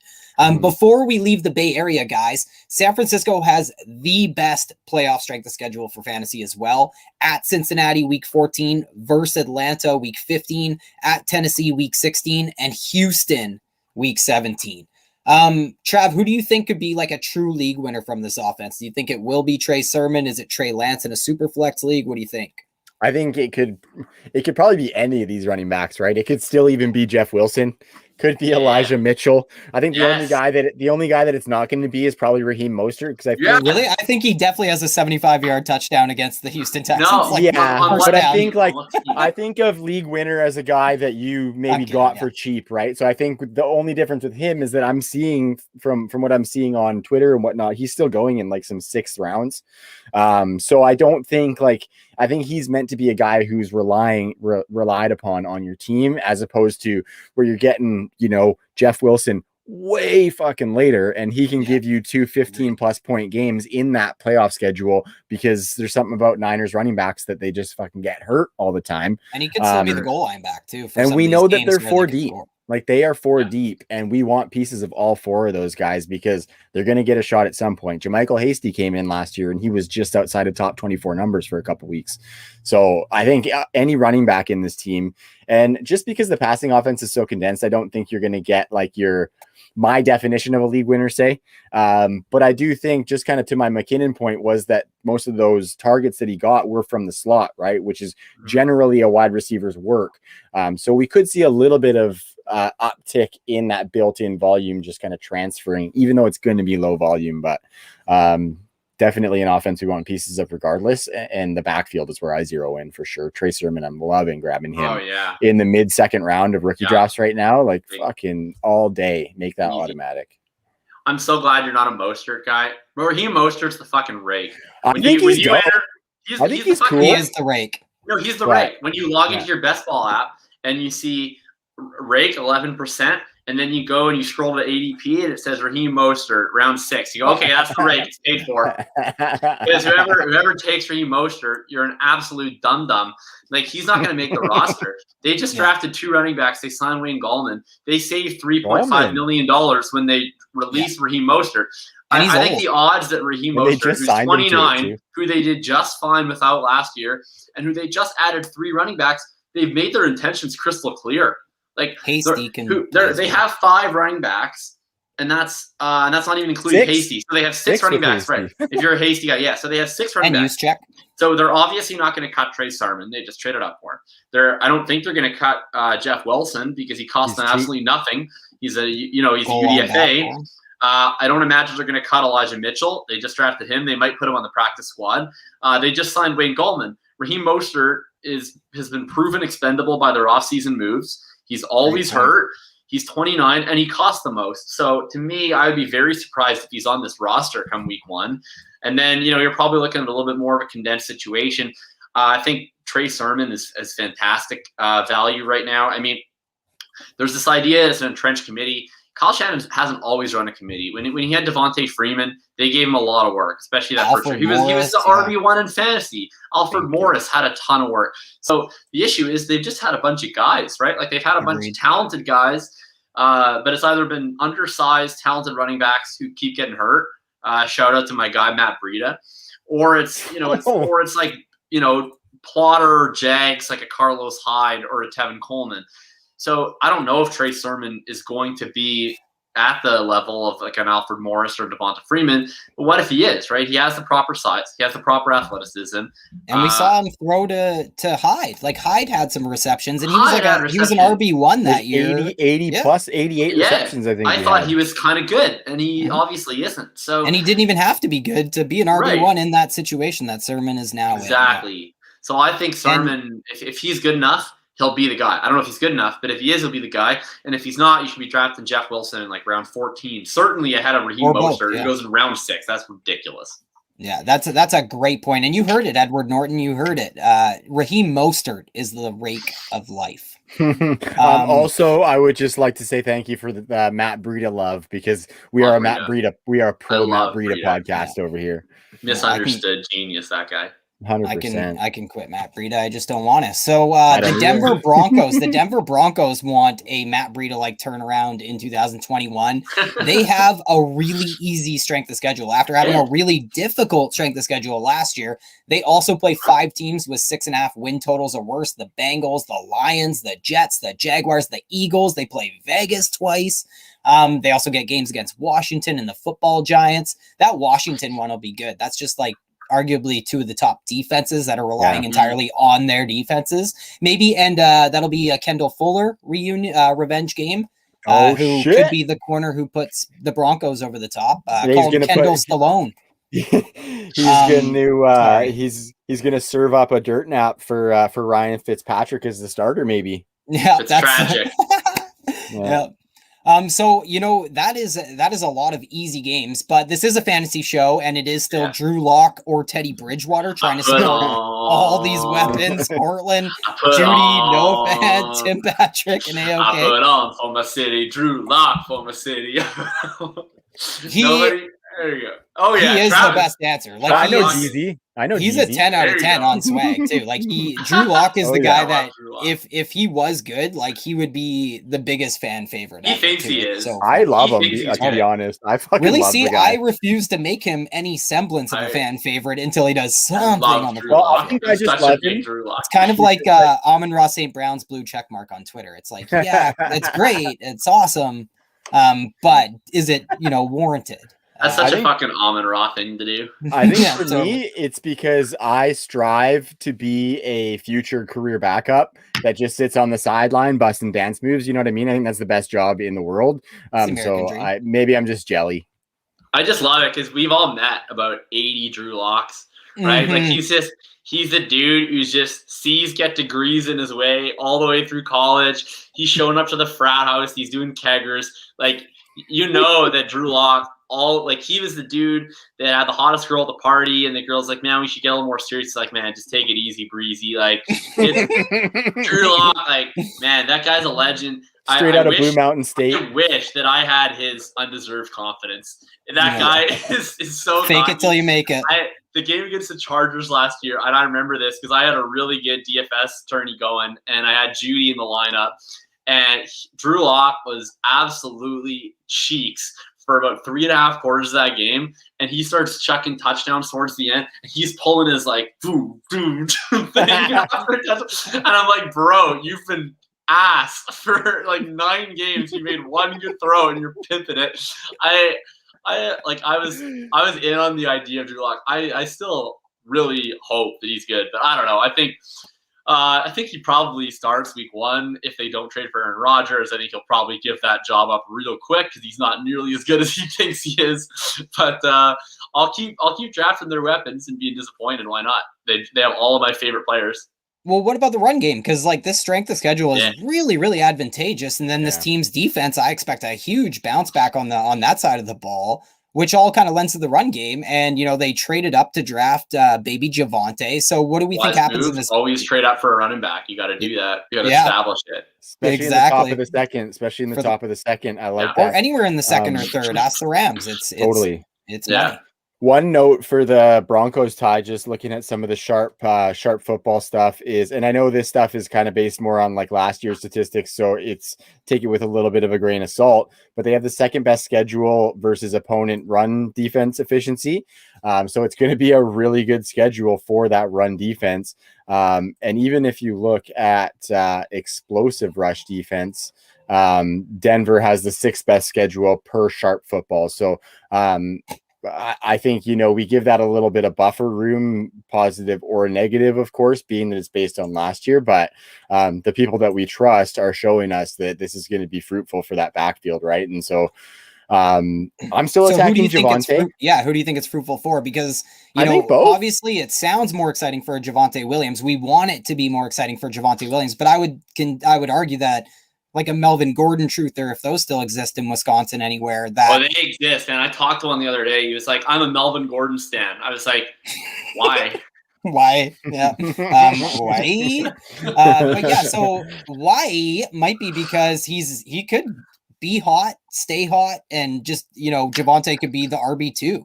I don't believe that, but I think there's, a small avenue that could happen because of how easy the strength schedule is.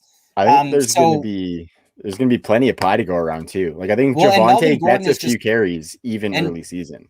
And Melvin Gordon is probably falling down draft boards, I would imagine. I haven't drafted him once this offseason. Going right next to Mostert. Right next to Mostert. I love it. Yes. Literally, I saw them go back to back the other day. Huh. Right in That's round an 6. interesting one. Yeah. Who do you take there in a redraft or a best ball setting?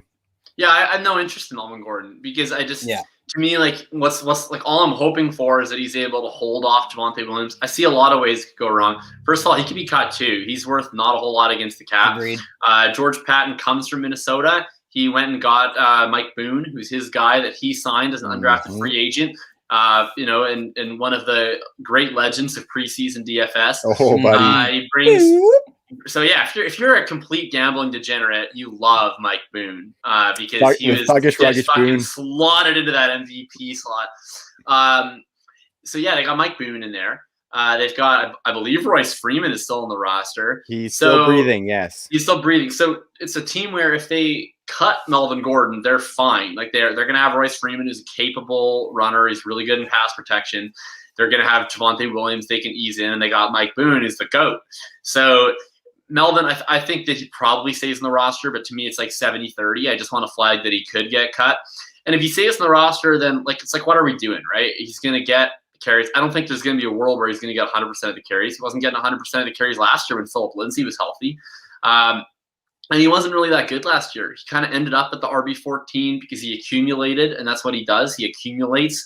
He's not efficient. He's not very good. He's not even as good as he used to be, and that was always not particularly good. So I think when he was benefiting from high market share and league leading goal line touches in San Diego, yeah. And it's on me. I drafted him last year because I don't think very much of Philip Lindsay, and they brought him over to Denver, and it looked like he was going to be the clear bell cow, and he kind of sort of was. But I mean, Javonte Williams is a heck of a lot better than Philip Lindsay. I mean, Javonte Williams comes in; he's a feature back. He's 212 pounds. He's not 180-pound Javian Hawkins lookalike with an afro. So I think Javonte Williams is going to take over that job sooner rather than later. And with Melvin, it's like, what are you hoping for? You're hoping for sooner? Mm-hmm. Well, ideally, you want a lot of points towards the end of the season. That's when it's the most important part of your fantasy playoffs. So, and I don't see a situation where you're going to be able to trade Melvin for a whole lot, because I think most people expect that Melvin's going to start off the year decently strong and then tail off. So him in the 6th, I just see zero upside to that. I'd rather have plenty of guys go later. I'd rather have Fournette, who at least has, I think, more of an opportunity to a sort of all-purpose fantasy-friendly game, and he's tied to Tom Brady, not Drew Lock. I'd rather have Zach Moss, who I think has a possibility to turn into an actual all-purpose running back. And if we're just looking at sort of these high upside timeshare guys, Melvin's not first on my list at a Drew Lock offense. I'd go down to those other guys we were talking about before, James Robinson's, Darrell Henderson's, Tony Pollard's. I think all those guys have more juice than Melgo has at this point. Javonte, though, is interesting because you're getting Javonte right now, round 5, even into round 6 sometimes. I got him in round 6 the other day. I mean, imagine 2 things happen. Imagine that they trade for Aaron Rodgers. If they do trade for Aaron Rodgers, that's a significant cap hit. So I think that makes it even more likely Melvin Gordon gets cut. And now you're looking at Javonte Williams as the clear, undisputed bell cow in an Aaron Rodgers offense with an early season schedule. Mm-hmm. Now he's a round 2. Now he's like a round 2 pick. Massive boner. So I think, you're all of a sudden, that's a great way. If you can draft these risers in best ball, that's huge, because then, if everyone that gets Javonte in round 6, he's going to go in round 2 or 3 if that happens. And now you just have better rosters than anyone else can create, right? Because everyone else that has Javonte, if he goes off, they're getting him round 2 and round 3. And you're basically trading a 6th round pick for a 3rd round pick. And you have a massive advantage if Javonte ends up being a league winner when you go to the tournament stage, and you also have whoever you check in round 3. So I'm smashing all of the Denver players in best ball. I'm hoping they get Aaron Rodgers other than Melvin Gordon. Now, it's another great point. These are the outside of the box range of outcomes. Even if it's just a 10% likelihood that you believe, whatever you believe, you're buying on that, especially in those bigger tournament formats. Could be Deshaun Watson too, right? Could be Deshaun, right? Deshaun Watson or Aaron Rodgers. Sign me the fuck up. Just the suspicious passing of Justin Fields at 9. It feels like something was coming down the pipe. Yeah, and they're just going to be itching to get their top 50 pick running back in that offense, right? So the second Javonte flashes, I bet you, even if Melvin Gordon has 150-yard and a 2-touchdown game, if Javonte flashes for a 45-yard run, I think Javonte instantly will start to get more carries just because he provides way more excitement. So that's all I got on Denver. Ty, let's get rolling so we can get through some of these teams, brother. Yeah. So the Buccaneers have a top 5 schedule. I mean, top 5 on Sharp Football, top 5 in terms of last year's win rates. And, they only have a few games against teams with 10+ win totals. They do have a lot of tough games, though, because they played the Rams on the road, New England and Foxborough, games against Buffalo, Miami. The divisions don't line up great for Tampa Bay this year. But what I wanted to ask you guys is, it is going to get painted as a top 5 strength of schedule. It will push these guys up boards a little bit. Do we want to be tied to the Tampa Bay passing game for fantasy? And what do we think is going to happen with the backfield here? Passing game, yes. Like the running backs depends on the price for me. Like I want. Well, what if in the passing game? Just I'm saying, like, if we see a little bit of an uptick over the next couple weeks with some news coming out, do you think you want Brady over Stafford? Do you want Mike Evans over some of those guys in the 3rd and 4th round? Chris Godwin, like, are you pushing any of these guys up because of the strength of schedule? Not really. I think it was already going to be a pretty high-powered passing game, and I think this is a team that can transcend a hard schedule, right? I think you before the show, I can't recall if you've mentioned it on the show yet, Ty, but how Buffalo had an awful strength of schedule last year, but they just came and kicked everybody's ass. I think both of you guys have actually mentioned that on this show. And I think it could be a situation like that. Like Tampa is going to score the points. They're going to put up their points just because they have all these weapons, and Tom Brady's probably going to throw 40 plus touchdowns. So buy into a piece of that, like stacking some of those guys in best ball. It's a little bit pricey when you're looking at stacking an Evans and a Godwin, but if you stack like an Evans, Gronk, AB, I think you have a majority of the red zone target share there. And there's not many teams you can, start to build the best team, arguably in real life football, starting without, with the ability of adding a couple players before you start that build. I also just want to mention how sticky and noisy all this is, because we all agreed that early season over late season strength of schedule. But when you're analyzing strength of schedule for a team like Tampa Bay, who also has that late bye week, so we kind of like their late season strength of schedule, and we can kind of buy their late season strength of schedule a little more than, say, another team who's much less predictable and more volatile over the season.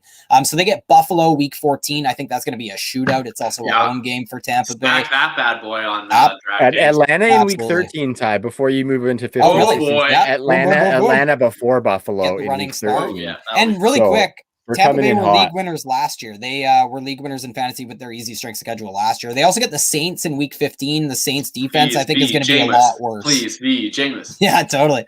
Carolina week 16, Jets week 17. That's great. Yeah. That's great. Yeah, I mean, be humming. AB, great value on Antonio Brown. He's going outside the top 40 wide receivers. Once you got into the offense, like, it was pretty equal between the three of them. I mean, he was seeing less snaps than the other two, but if you just look at targets, if you look at yards per route run, it was really pretty evenly split between the three of those guys. I think Evans and Godwin are okay at round 4, which is where they're going. But I think they're only okay because they're going to have huge weeks because they're super talented players. Yeah. But it's just such a distributed passing game that it's hard to really rely on them every single week. I think they're fine in best ball. But Antonio Brown in round 9, 10. Yeah. I was getting Antonio Brown. He was still a free agent back in round 13, 14.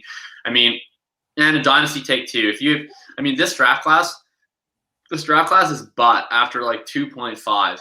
So to me, like, if I can get Antonio Brown for the 2.8, the 2.9, I mean, I think he's going to be a wide receiver 2 this year. He was a wide receiver 2 last year. I don't see any signs that he slowed down. You're going to have tough weeks because, everyone's going to have tough weeks in this offense because it's just going to be a certain day. The targets are going to go to Evans. They're going to go to Godwin. They're going to go to Brown. But he has massive blow-up potential, and Brady loves force-feeding him the ball, so I think he's a good value.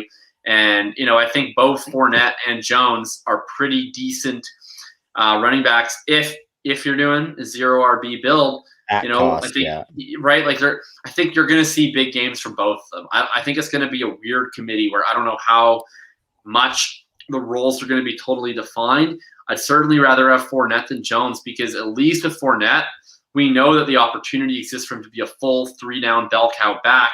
Yeah. If Jones fumbles a job away or if he gets hurt. With Jones, he's so incompetent in the pass game. His ceiling is probably more RB2, but I think both of them are decent enough values. Might need Gio to suck too. I want to go to Atlanta. I fucking Gio. I know nobody wants to believe in Gio. I'm just saying he had like 5 offers. I'm just saying the guy had like 5 offers and decided to go to Tampa Bay. Keyshawn Vaughn is super dead. We'll see. What, you guys don't want to? You guys don't want to spend some time on Keyshawn? Okay. Nope. No, Keyshawn is dead. Yeah, Keyshawn is so dead. I mean, Bruce Arians said he was gonna have a breakout year. I could have told you guys. Yeah, he was dead before he went to the. That's the Kangol killer in action, Ty. Just killing motherfuckers dead. So speaking of which, people think the Atlanta Falcons offense is going to be doing a lot of that this year. I think they're a really interesting team to bring up for strength of schedule because they're popping up in a lot of people's winning categories. I would argue against that. I think they're kind of a pretty tough strength of schedule just because so I'm looking at it here. They play that game in London. I mentioned they have just 6 home games all season long, the least by far. So they have a bye week in week 6, I believe. And then they're going to be playing 11 straight games after that London game and the bye week. They play 9 teams that have 9 win totals or high, 9-9. And they also get 4 or 5 games against some bad teams. So it's a high variance boom or bust schedule. But Trav, when you dig in deep, you mentioned earlier that I think Atlanta leaves the dome late in the season to Buffalo. Yeah, it's championship week and it's going to be snowing, and that sucks for that offense. So I think there's a lot of reasons to actually be a little bit hesitant because of the strength of schedule. Atlanta is one of those teams that I really pinpointed where I'm not necessarily fading them, but I am, I might stop and think about it for a week before I make up my mind. Yeah, man. Well, and you look at it like starting at week 9, just if we're looking at even like the rush defense, they're not going to run. Well, they're going to run it 0 times. Yeah, agreed. Exactly. So I think you can full fade it though, right? Like couple that offensive scheme that they're not going to do it, plus the fact that they've got starting in week 11 they got the Patriots, week 13 the Bucks, week 15 the Niners. The Bills should be much improved. They got the Saints in there somewhere too. So these are pretty good run defense. So I think we can throw that right out the window, unfortunately for Mike D. But I mean, they're going to be underdogs in all those games too. Yeah, and those teams are no slouches in passing defense either, though, right? But I will say for Mike Davis, we saw Gurley still getting those 1-yard plunges a lot, and if Mike Davis is involved in the passing game, which I think they would be ridiculously stupid to not involve him in that facet of the game, I think there's still room for him to pay off his ADP because I don't know if his ADP is going to shoot up. I think Myles Gaskin, some of these guys, Javonte Williams, we talked about it. These guys are going to continue to ascend throughout the offseason. But I don't know if Mike Davis is one of those guys because of all the weapons. Probably not. I'm sketched out on Davis, man. He's still going round 4 or 5. I'm seeing. I think he's super replacement level, and I'm expecting some cut candidates. That's my biggest concern. Is I think that we already saw with Kerryon Johnson where he got cut. There's a lot of teams that are going to have to cut guys, right? We mentioned Mostert. We mentioned possibly Gordon. There's usually a couple surprises. And I just foresee a circumstance with Davis and possibly the same with Gaskin where they're going to bring someone in. I mean, we saw it last year with Bell. We saw it with Fournette. And, maybe it's not like they're going to – right? If it's if Melvin Gordon and Mike Davis are probably going to go take a seat. But even if it's someone smaller that just eats into that pie, you need him to be – quite clearly the bell cow back right now. And he's just not very good. He's fine, but he's a 28-year-old, not super athletic running back. I just don't get jacked up about adding Mike Davis to my roster in the 4th round. And I see that as kind of his ceiling. So I'm out on Mike Davis, but I understand he is a very confident pass catcher. They're going to pass it a lot. So if they do check down to him, and we've seen Matt Ryan, give a running back a solid pass game load, maybe it does work out. I'm just a little skeptical. I agree. He's probably not someone you're going to label as a buy. I think Ridley and Julio, are the only guys that you're confident in buying, I would say. I will say Kyle Pitts plays 4 games in Florida. I'm just looking Tampa Bay twice, Miami, and Jacksonville. Just saying. The fans are going to be going wild. I'll give you a real quick one. I'd go and spend an 18th round best ball pick on Olamide Zaccheaus and just bet on Julio getting traded. Yeah, that would be interesting. Let's talk about that Jaguars game because not only are we going to have the Pitts homecoming to Florida, we're going to have the Pitts Tebow together on the same, both playing the same fucking position coming back to Florida. The Gators fans are going to be out in full force. Shout out to D Brown and Josh Smoky Hell Nelson as our resident Gator fans on the True North team. And shout out to Jules, because I'm going to go to the Packers here really quickly because they brought in Blake Bortles, guys, which any way you slice it has to be condemnation in their confidence level in Jordan Love running this offense. So before I get into any strength of schedule info, actually they do, the Green Bay Packers have a difficult strength of schedule, I would say. But the Packers also got a ton, the schedule makers gave them a ton of primetime games. Do we think that's an Aaron Rodgers sign that he's back? might need to flex that shit if it's not Aaron Rodgers. Otherwise, that's going to be. Yeah. Nobody wants to watch Bortles in prime time. I don't think we're going to have to. I don't know. I don't really see Bortles starting because I put out a tweet, sort of the ranking the likelihood of outcomes. I just can't imagine a situation where they trade Aaron Rodgers and then don't get a quarterback back, right? Like if you trade him to Brooklyn, you're getting, or Vegas, you're going to get Carr. If you trade him to Denver, they're going to say, which one of our shitty quarterbacks do you want? And they'll say, okay, I don't know, Drew Lock, fine. Right, ripping it is. So they're getting Kendall Hinton. I mean, the other thing with Blake Bortles, I get that we know who Blake Bortles is because he was once in the NFL. He wasn't even on a team last year. There were 96 quarterbacks signed to NFL teams last year. Yeah. Blake Bortles wasn't one of them. Wolford is like a 10 times better version of him. Yeah, right. Like the Rams were like John Wolford, right? Like freaking. I mean, we're a Canadian show. NFL teams were like Chris Streveler. We want you over Blake Bortles. And I mean, I'm from Winnipeg. I'm a Blue Bombers fan. Former Chris Bomber. Streveler could not start for the Winnipeg Blue Bombers, and the Cardinals preferred to play him in a must-win game than Blake Bortles. He's Tim Tebow. So Chris Streveler is Tim Tebow. He actually is Tim Tebow, except he's like way cooler because Tim Tebow is like a evangelical guy, whereas Chris Streveler is like rocking out in a fur coat, drinking beer out of a Grey Cup. He's like the Stone Cold Steve Austin. He's like the Stone Cold version of Tim Tebow. Right. So he's just a way better Tebow. But the point is, Blake Bortles sucks. And the NFL thinks that he sucks. So he's nothing to me. Like, they lost Tim Boyle. I heard that's why people were mad. People were mad on my tweet because I said that Tim Boyle was more likely to start than Blake Bortles. For the record, I believe that. What, you think if they call the lines, they're like, we want Tim Boyle back? They're going to be like, how dare you take Tim Boyle from us? He's an integral part of our team moving forward. No, absolutely not. So whatever. I learned that Tim Boyle is no longer in the team. I apologize for spreading fake news about Tim Boyle. I'm sorry I wasn't up to date on that.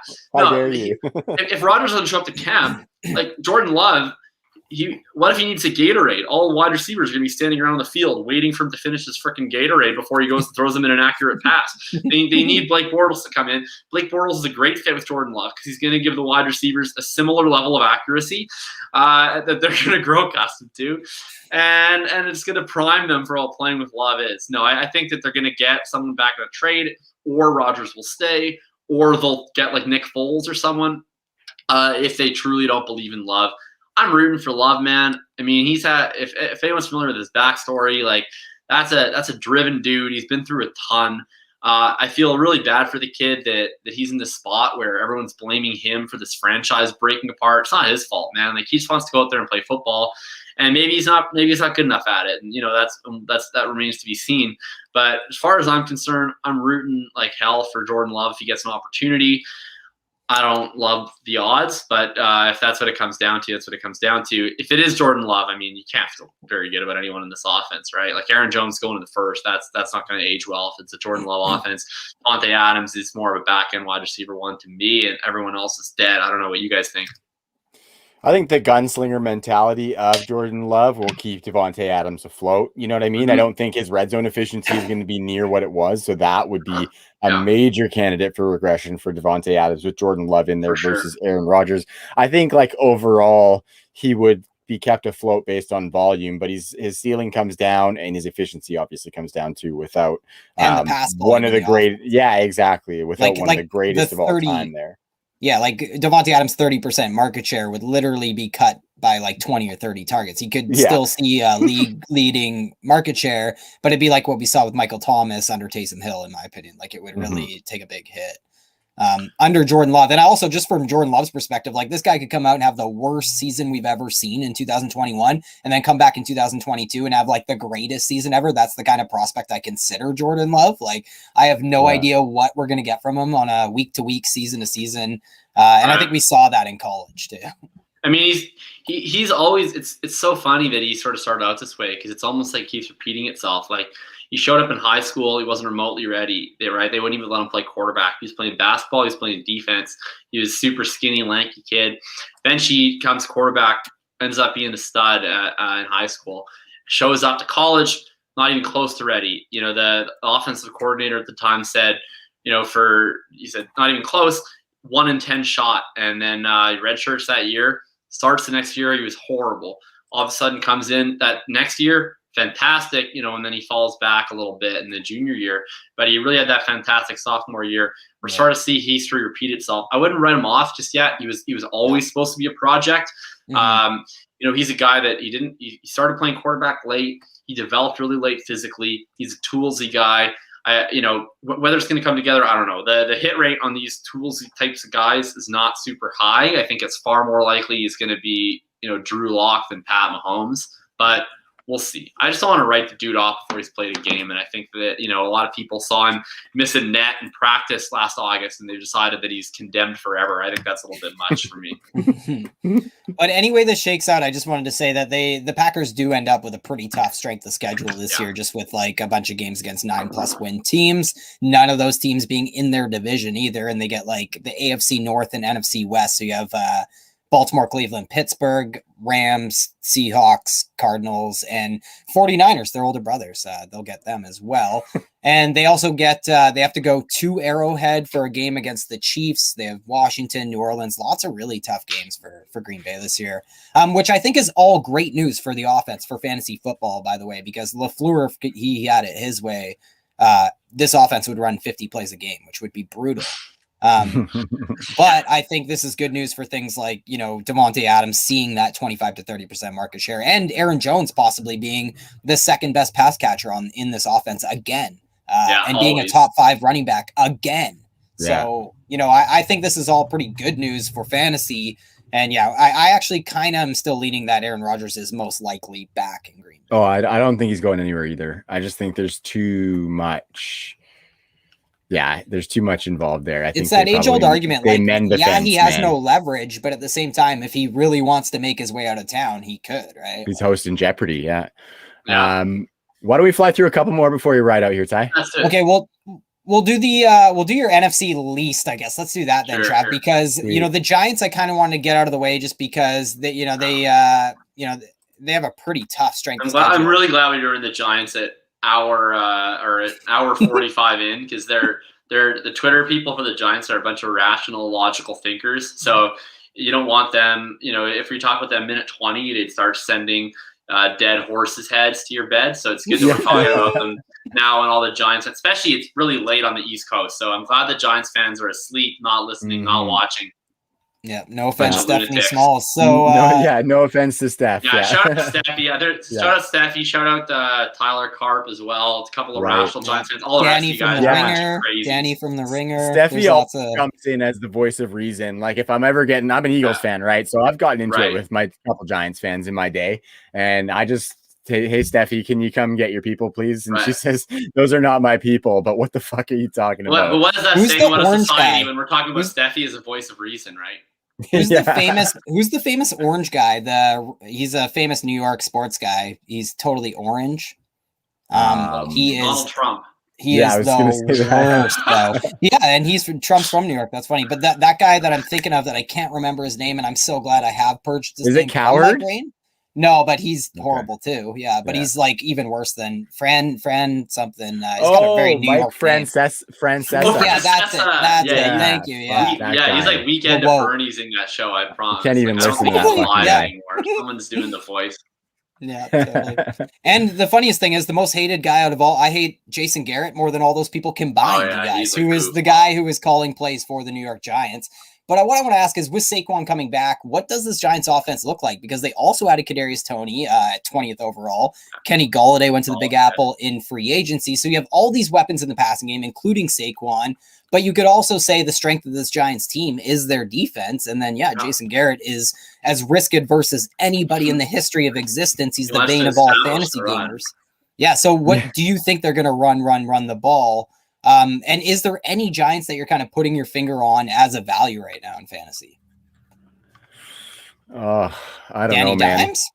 Yeah, maybe Danny Dimes, but I don't know, Jacob. Are you investing in any of these pass catchers? Because the only one that I've been thinking that I might kind of, because he's got a little pressure taken off, is maybe Evan Ingram. Yeah, that's just because last year he didn't have a great season. He dropped a fuckload of balls, but he had. Where's he going to play though? He had top 5 tight end opportunity, and I don't think he's just out of the picture because they have all these slot options. I don't think they have any big slots, and he is that guy. So I don't know. It's really hard to say because I feel like when we get into the rabbit hole of just talking it out, right, Ty, you're like, then they got to play more. And the tight end position. Exactly. Then they got to play more 4 wide receiver sets to get him in there and then one of their other slot options. And are they going to play more 4 wide receiver sets? So a lot to flesh out there with the New York Giants. But I don't know. I think Evan Ingram is getting supremely dogged for a guy who has had top 5 tight end opportunity, which is all you can really ask for if you're drafting outside of the top, say, 5 tight ends, right? Yeah, I'm not afraid of Ingram at all. I mean, I think he's a value. He's going outside the top 12 tight ends. I think that's crazy. He's always been a top 12 tight end. He's going to get opportunity. He's an athletic guy. You know, I don't think he's a very good player, but he's at least athletic enough that, you know, if the ball hits him in the hands and he somehow catches it, he's going to be able to run for a little bit afterwards. And he gives you some big play upside that you don't usually get out of a tight end position if Jason Garrett stops just running him on little 5-yard drag routes. But that's my issue. Does Kadarius Toney steal the work? No, because Kadarius Toney's nothing. Like Kadarius Toney is but Evan Ingram's been nothing. Like, Evan Ingram is great after the catch. Show me, dude. He just hasn't been in 2 years straight. Like Evan Ingram has been really bad since his rookie season. That was really good. Yeah. But he hasn't he hasn't been that bad for fantasy. Like he's been. That's what I was saying about the tight end position too. Like it might be the best guy in this offense to choose because how bad the tight end position is. Yeah. Like let me pull up. Like he's still honestly, it's actually a marvel that he turned. He got 109 targets last year and he finished tight end 16. That's actually an accomplishment. That is really hard. That is fucked. He got 1 touchdown last year and he had 6 yards per target. So yeah, I mean he's not very good at this whole playing football thing, and that's definitely his biggest obstacle. When I look at the Giants offense, I'm not that concerned about the new targets coming in because Darius Slayton is horrendous. He got 96 targets last year, and he doesn't do anything. He was on the field for every single route they ran, pretty much. Yeah. And he had close to 100% route participation, and he drew like 17% of the targets. That's pathetic. He's always out there running a route, and his only competition for targets was Sterling Shepard and Evan Ingram, who we just talked about, aren't really the greatest crew, and then like the corpse of Golden Tate when he was not a healthy and active. So the fact that Slayton couldn't do anything last year with that opportunity, we're done with him. Shepard is fine in the slot. Ingram is fine in the slot, and then Toney is fine in the slot. So it's definitely a bit of a clusterfuck. It's just the one guy is Galladay to me because he's the only guy that's on a totally different level than the rest of these guys. He's going to just lock down X wide receiver. I think he's going to be A-okay. He's the only guy you can't point to and be like, this guy's going to take some of his work. Right. Yeah. I don't know what Toney's role is, to be honest, because I'm looking at this offense. I just wanted to ask you that, Jacob. Like, do you think, because we talked about it last week, that we don't think Kadarius Toney's going to play very much. Like, he just doesn't fit in this offense, especially in Jason Garrett's offense that doesn't even use pre-snap motion and shit like that. So do you think he is one of those guys who, a rookie who, he went in the first round, but he probably plays under 50% of the snaps as a rookie? I have absolutely no clue what this offense looks like. Like, I know that. Yeah, me either. So Galladay's obviously going to play X. Ingram's their starting tight end, but they usually don't use him as a traditional tight end. I guess they will this year. I don't really know. And you look at these other guys, Sterling Shepard, we know what Sterling Shepard is. He's a very good slot wide receiver. He's not a very good outside wide receiver. We've seen this. We've seen him outside when Beckham's been hurt. We've seen him in the slot. We know he's good in the slot. We know he's not good outside. So if you put, and he's just a better player right now than Toney is. He's a better player than Slayton is. So if you lock in Shepard in the slot, you lock in Galladay outside. Like Kadarius Toney can't play outside in the NFL, guys. Like he can't. No, never. He's absolutely horrendous against man coverage. He's double horrendous against press coverage. He's ridiculously dynamic athlete. If you get him scheme touches, he's going to do a ton of damage for you after the catch. He's a good player, but he's not a good outside wide receiver at all in the NFL. And so I don't understand where they're going to put him. To me, like, and that's what we're saying. Like, how I don't get what this offense is going to be. Like, if you just lock Slayton in at the Z, so you play Slayton or Ross, like one of them to just stretch the field, they could just go run Chris Hogan wind sprints all day. Sure, that's fine. Then you can do Galladay at X, and then I guess you play Shepard in the slot, and you bring Toney in when you feel like it, or Shepard gets concussed. I don't know. Like, I don't get it. I don't see how Toney gets a role in this offense. And to me, like it's such a ridiculously bad landing spot for Toney. Like, I want him in an offense right where you're scheming and touches. But why would you scheme touches? You have freaking Saquon Barkley. Like that's what I said. Yeah, I would rather just dump if you're gonna do the whole dump and chase game. I'm like, and you're gonna use them like Debo. They do that with Debo and San Fran because they don't prioritize their running backs very much. They haven't invested and very they much use in running motion backs. on almost every play. Exactly. Garrett just doesn't use pre-snap exactly. motion. Very so little it makes play action. no sense to me. And that's what I'm saying about why have him on the field if you're not going to manufacture touches for him, which is the only way you can get this guy to be a weapon in your offense. Makes no sense. Yeah, absolutely. Gettleman going Gettleman. Howie going Howie, Trav. What do you think about your Eagles? Shit. Because your Eagles are one of those teams that will get painted by folks who do strength of schedule incorrectly as a big giant strength of schedule winner. But if you do it correctly, they are not much of a winner whatsoever. They have a late buy as well. There's ways that I could definitely sell it. And Trav, you know what? The only way I can look at it positive for the Eagles is saying that all of their easier matchups are on the road. It's like super wild, and all of their hard games are at home. So Tampa Bay, Kansas City, San Francisco, Chargers, New Orleans. Tampa Bay, Kansas City, San Fran, Chargers, New Orleans, all at home. Atlanta, Carolina, Vegas, Denver, Jets, Detroit, all on the road. So start your Eagles on the road. Yeah. And it's weird too, because you look at the schedule and they have little pockets, right? So week 1 is Atlanta, which is interesting because that defense is going to have to hold up, because I don't think the Eagles are going to be a high-flying team. So if that's a shootout, I don't think that favors the Eagles, even though the Atlanta defense is shit. But then after that Atlanta game, you've got San Francisco, Dallas, Kansas City, which is a tough little 3-game slate. Carolina, then Tampa, like you said, Ty. Then Vegas, Detroit, and then Chargers, Broncos, Saints, which is tough. All those divisions games are really tough. The Eagles always shit the bed in division. So I think, like you said, man, it's harder than it looks, because I can look at it here and I can say, okay, they only play 1, 2, 3, 4, 5 teams who have over 9 wins projected for them this year. But if you take the context of the teams who don't have 9, we've got an 8.8 win projection, an 8.9 win projection. So it's all really close shit. Plus you add in a division that always, like, all the divisions play each other tough. And I think the NFC East is a part of that as well, even if it's maybe a stinkier brand of football from time to time than some other divisions. It's not going to be that easy with a quarterback who's coming into his second year trying to figure out a new offense. Yeah. Who might, we don't even know if they're going to let him throw the ball. It could be a run heavy team. He could be out of his element if they throw the ball more. Like, it's going to be a very interesting watch to see how they morph that offense around Jalen Hurts. What do you think, Jacob? Because, that's even if we pretend like this is a decent strength schedule, good strength schedule, don't even enter strength schedule in the conversation. The Devontae Smith pick, kind of gave us the idea they won't look like the Ravens Super Joe Exotic Smash Mouth offense, but a stronger strength of schedule, the fact that nobody has lost the turnover battle in games more than the Eagles over the last 2 seasons, all that lends to a team who wants to run the ball and, run the damn ball and be safer than sorry on offense under a first-time head coach. So what do you think the Eagles offense looks like? Yeah, I mean, the best case scenario for me, and why I'm still pretty high on the Eagles with the schedule, is I don't think they're going to have a choice. I always look at, that's a good point. more than I look at opposing defense. I always look at opposing offense, and they play both the Wests, correct? So they're going to play Cardinals. That's going to be good offense. Seahawks, big good offense. Rams, good offense. Niners, good offense. Chiefs, obviously. Chargers, good offense. And, maybe even Denver, at least they have a bunch of weapons, and maybe they'll get even Carolina. And Carolina. And then you look at the actual division. Dallas is obviously the dream matchup for any sort of fantasy points. Washington, I think they have a vastly improved offense with Curtis Samuel and Fitzpatrick and De'Ami Brown. And then, even New York, right? I mean, I don't think they're going to have a great offense. But and maybe there's an element where they play. They're getting Saquon back. So I think, and maybe they play down to those teams a little bit. Maybe those teams they often do. Yeah, that's what I'm saying. And I'm a Steelers fan, so I appreciate that notion.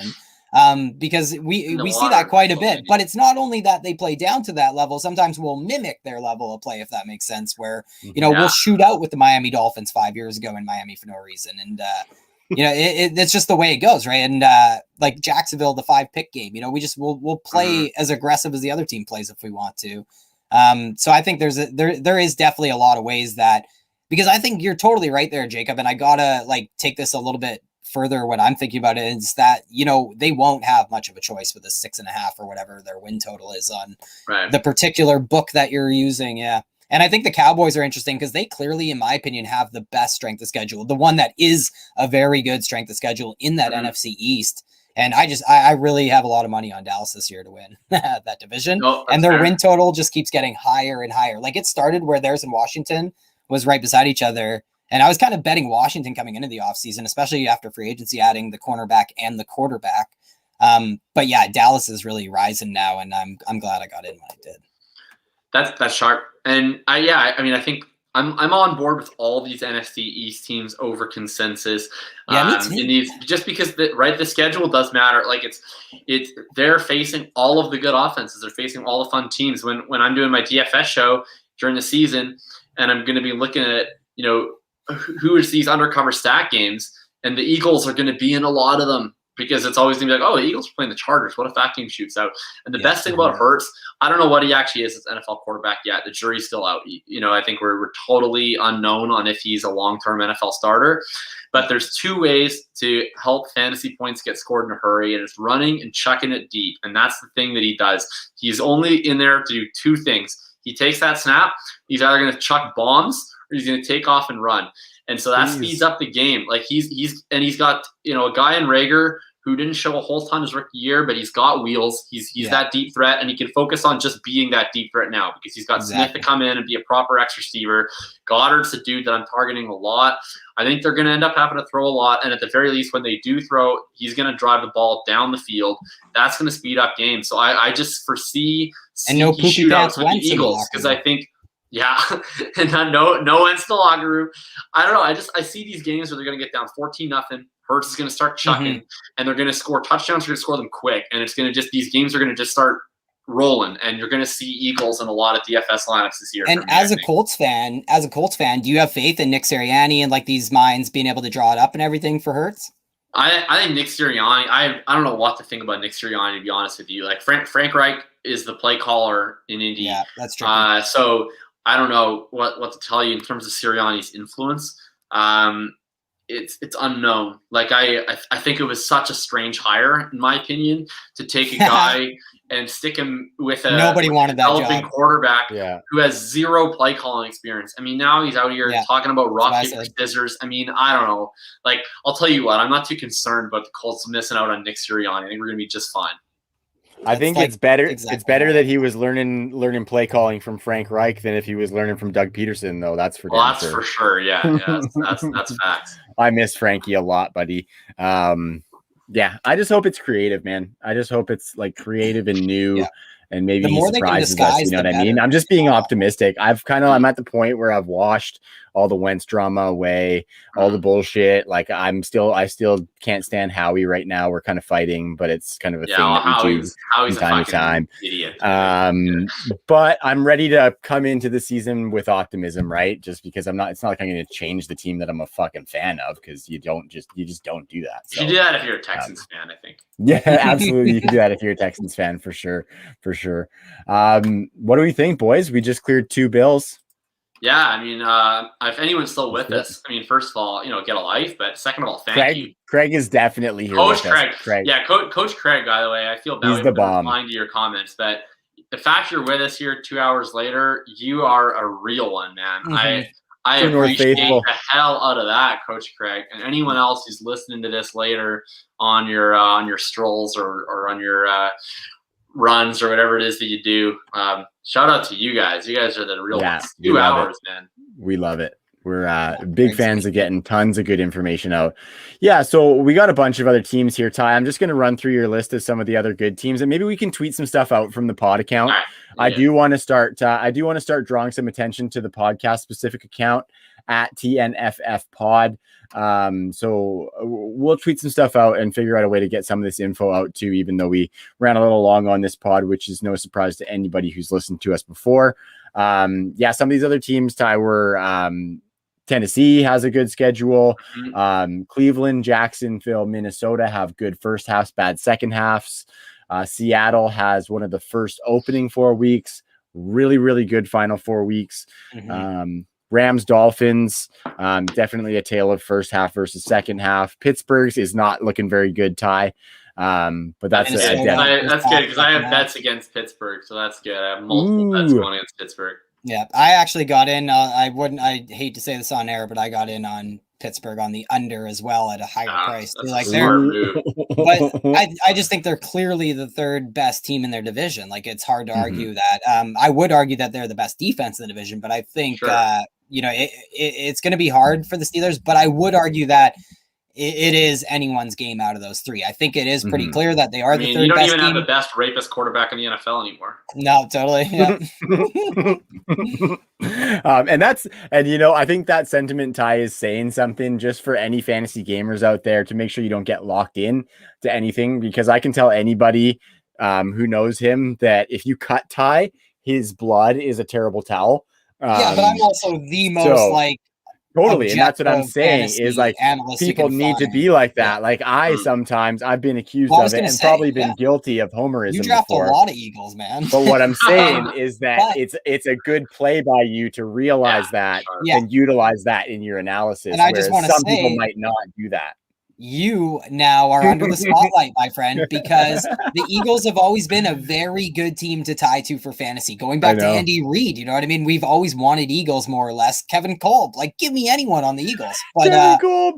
I'm telling you, man, that guy totally forgot that guy was a guy. I loved him for a minute. I think I started him in a big game and he did well for me once, just because it's the Eagles. But what I'm saying, Trav, is with this new era, it might be time to kind of take a step back and maybe see if you do want to still be attached to Eagles for fantasy going forward, because I have really been kind of hands off of. I want to be attached to the Eagles personally. Yeah, I want to be. Jacob is elbow deep in the birds. Yeah. I do. I want to be attached to them in best ball, especially because I think Rieger's a great value. I think Smith is a great value, and Hurts. I mean.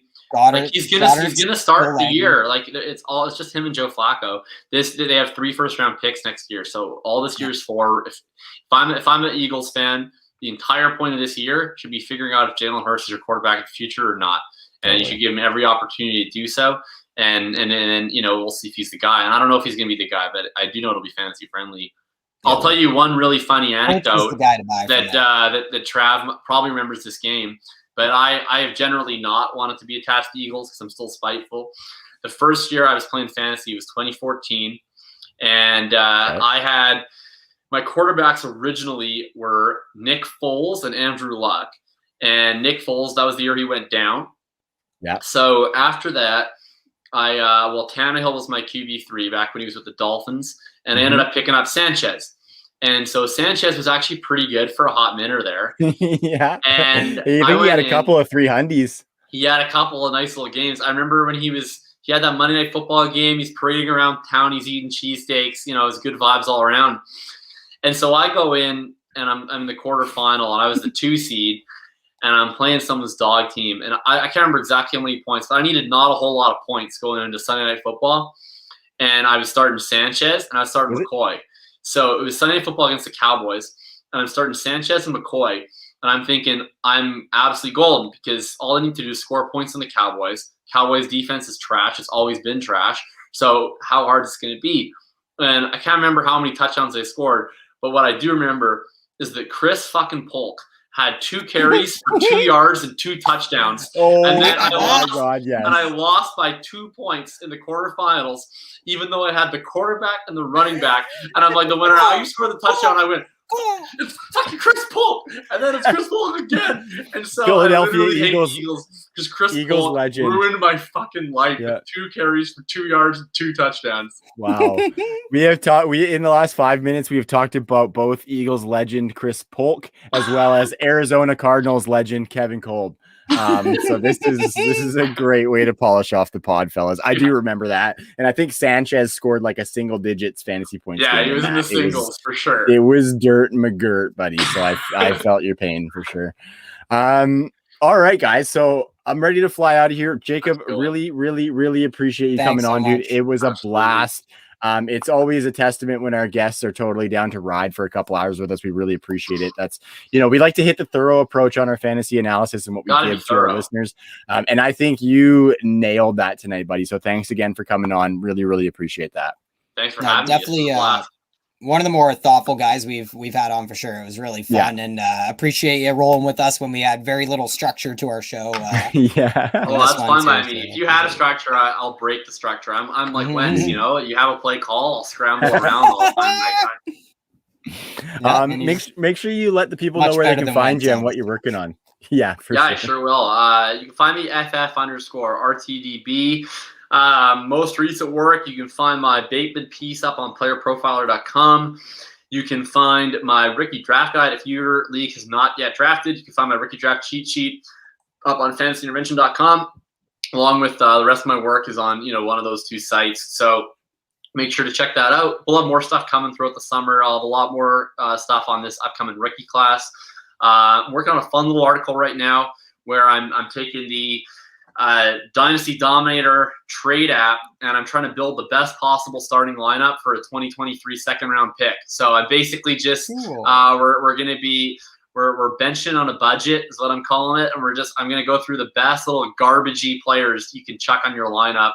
You should be checking at the end of your bench and your taxi squad. So I'm having fun. I feel at home with the shittiest players in the NFL because that's all I could ever aspire to be. So I'll be right in my element on that one. No, that's awesome, man. That's awesome. So, yeah. Just lastly, a big shout out to our sponsors, Monkey Knife Fight, as well as Trophy Smack, and of course the Fantasy Points Media Group. So thankful to be a part of that. Everybody, check out all the brands involved there. Ty, you got any parting shots for the people, my man? No, I'm good. I gotta pee. Sounds good, man. Well, that sounds like a good plan. Before Ty has an accident, I want to say thanks to everybody who stuck around. Thanks to Jacob, for myself, for Tyrell McLaughlin. We will see you guys next week. Peace.